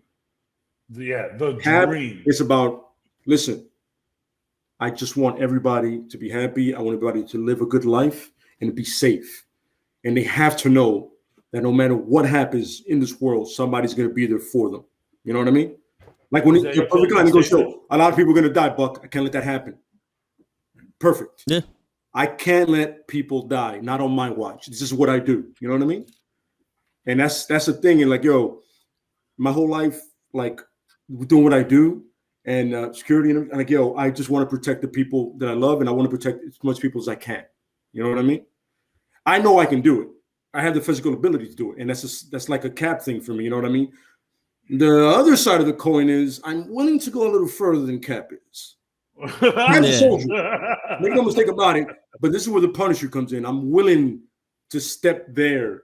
I'm like Jeremy Renner in the town. I'm like Jeremy Renner in the town. Like, yo, whose cat we taking?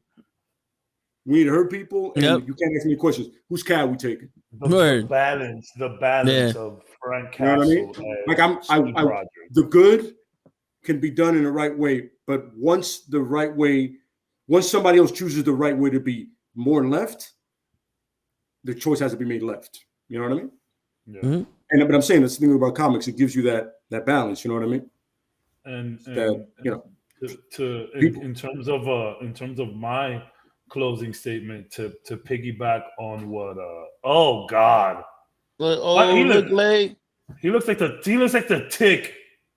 By the way, I don't know who thought that was a good idea. Yeah, horrendous. Nick Fury. Captain America, the Punisher said no. Yo, Nick Fury told him to do it. Who? Captain, I'll murder you. Yeah, that's Captain Punishment. Yeah, that's Captain, I'll murder you. Yo, as soon as Cap doesn't look good with the blue. Yo, as soon as Cap died, Nick Fury said, they were like, "Yo, who we gonna get to be the new Cap?" Nick Fury said, "I already know who I want.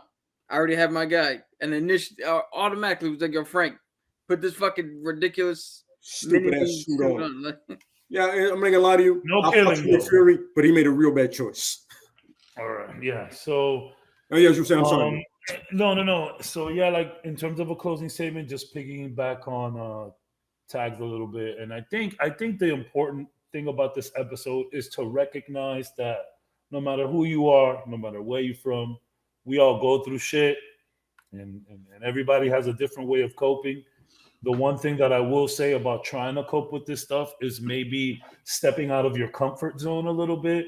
Maybe you do pick up a comic book. Maybe you do pick up a book. Maybe you watch a movie that you don't necessarily watch. If you are into horror and morbid shit and you're going through some stuff, maybe don't watch some horror or morbid shit. Let's maybe get some greener pastures there. Maybe watch a rom-com or something. Watch Hitch. Yeah, go watch Free Guy or something, which I watch. It's actually a pretty cute movie. Cute. Yeah. No, but I meant that in a cool way. It's a cute movie. So yeah, there's always someone willing to listen. There's always someone who's been through the same shit you have too, which is the important part. There's always going to be somebody. Don't think it's always the end. Don't think it's always just you. Just don't think it's something you have to go in solidarity. Before you make that choice, maybe reach out to someone before you end up taking the wrong route. That's what I'll say to close. And then piggyback over cabs, like I've done it. I open up to people, and it's eye-opening. It's actually takes a weight off your shoulder. Which and the crazy part is opening up to a stranger is so fucking refreshing sometimes. There's no judgment. It's a partial party. It's funny. Many times, like I tell you guys, I frequent bars and all the time, and people just like, I've had people just like, yo, had a shitty day, dude. Like we're taking the same shot. We ordered the same shot, right? Same liquor. And they're like, yo, dude, what kind of day you had? I was like, my day wasn't that bad. My day was shit. I was like, oh, talk to me, brother. You know what I mean? Let's go. It's funny. It's your ability for empathy and compassion for your fellow individual should be bigger than you ever imagined. You know what I mean? Yeah. You just telling somebody, yo, I like that shirt, can set their day right. You know what I mean? Oh, yeah. And we got to remember that. We got to remember that small act of kindness can go a long way. You know what I mean? And like going off what Cap said, if you ever feel like, you're having like one of those days where everything is going left, DM one of us, hit somebody else. You never realize how much people you have that have your back until that day happens. Yeah. And once you tell one person like, yo, it's fucking week or this day or this minute, they're going to go, talk to me, bro. Talk to me. I'm here. It's what I'm here for. You know what I mean? This is what family and friends are for. You know what I mean? And I stopped using the word friends because cabs, my brothers, I no longer have friends. I have family. All puns intended to a good segue to Fast Furious. But I legitimately, like, I've known these guys my whole life. You know what I mean? And I'm doing podcasts with you guys more than I am seeing my lady at this point. So, we're not family at this point. We have argued for 3 hours about the same shit in different ways. Yeah, pretty much. If family doesn't do that, I don't know what the fuck does that. You know what I mean? Yeah. I was there. So understand that when you come here in the comments or wherever, you accept it. That's right. No matter, because a lot of people feel weird and different. I did my whole life growing up. I felt weird. I felt like the things I like a little, like Cap said, a little morbid, a little different. I grew up in a different era, but I'm not. I'm just unique. Yeah. And everybody is. We all are. You're late. As long as you guys can accept your uniqueness, male, female, whatever you are, but always remember that somebody's here for you. Never forget that. Right. Damn. How do you follow that? Shit.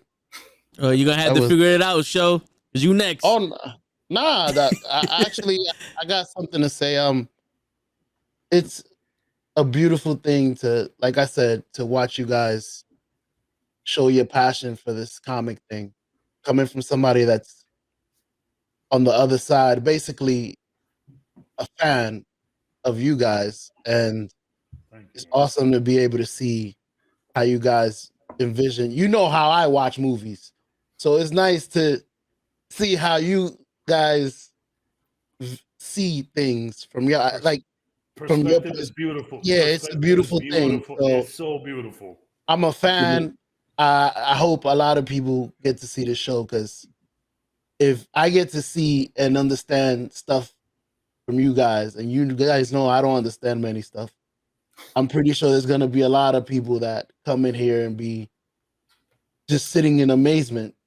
Like, wow, I did not see Spider-Man like that. I thought he was just a spider. A guy that got bit by a spider and started flowing from building to building.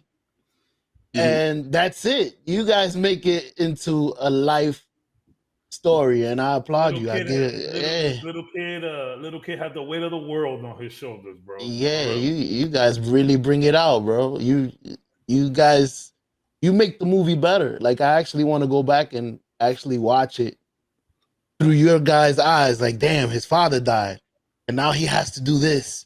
And now he has to make decisions and take care of his aunt. And like, I'm really a fan. It's dope. It's dope. Thank you, bro. Thank you, bro. Yeah. Can't wait till people get to see this. Thousands of people. Word. They could feel just like me. But go ahead. A Cap, right? Yeah. Yep. It should be good, insightful. I like this one. The only thing I'll add on is whatever trauma you come across reading, or if you're dealing with anything, there's always a healthy way to get through it. You got to find that way. It's not inside a bottle. It's not inside some pills. Absolutely not. Find a support structure. Find a healthy way to get through it, and everything will get better. Because that's the way life really does work. As long as you have the support, you can build that bridge and get to the other side unharmed. Facts. In the fine words of Captain America, I'm with you to the end of the line. That's it. Yeah. We are with you to the end of the line. So That's it. please, no. We're going through some shit. Hit one of us up. Doesn't matter. Doesn't matter the time either. Figure it out. Yeah. Kenny said from the chat, I have to say that I'm glad that I was introduced to the show and feel a part of the group each week. That's because you are a part of the group, Kenny. Yes, sir. And so is everybody else. Blue Cheese, Mimi, Jason, Randy, Ricky, old Justin, everybody, LaFlaca. Flacca. Yeah, everybody that comes through here is, man. Like I said before, this is a place where you could come in and share with us. This is a group. This is a family environment. We out on the porch shooting the shit. You come in here and every voice is heard. Yeah, every shooting the shit. Yeah. Every voice is heard. You want to be weird? If you want to be weird, be weird. It's okay. That's right. Cool. Just don't be racist or disrespectful. Absolutely. Just don't be racist. Yeah, don't be judgmental. You can be unique, but don't be a piece of shit. Yeah. There's a difference. Yeah, but there's a difference. Once that racist shit comes out, there's a problem. That's right. This man might have to come see you soon. That guy might have to come see you soon. You can be an asshole, but don't be a fucking asshole. Hey, there we go. There you go. City Club. George Clooney. There you go.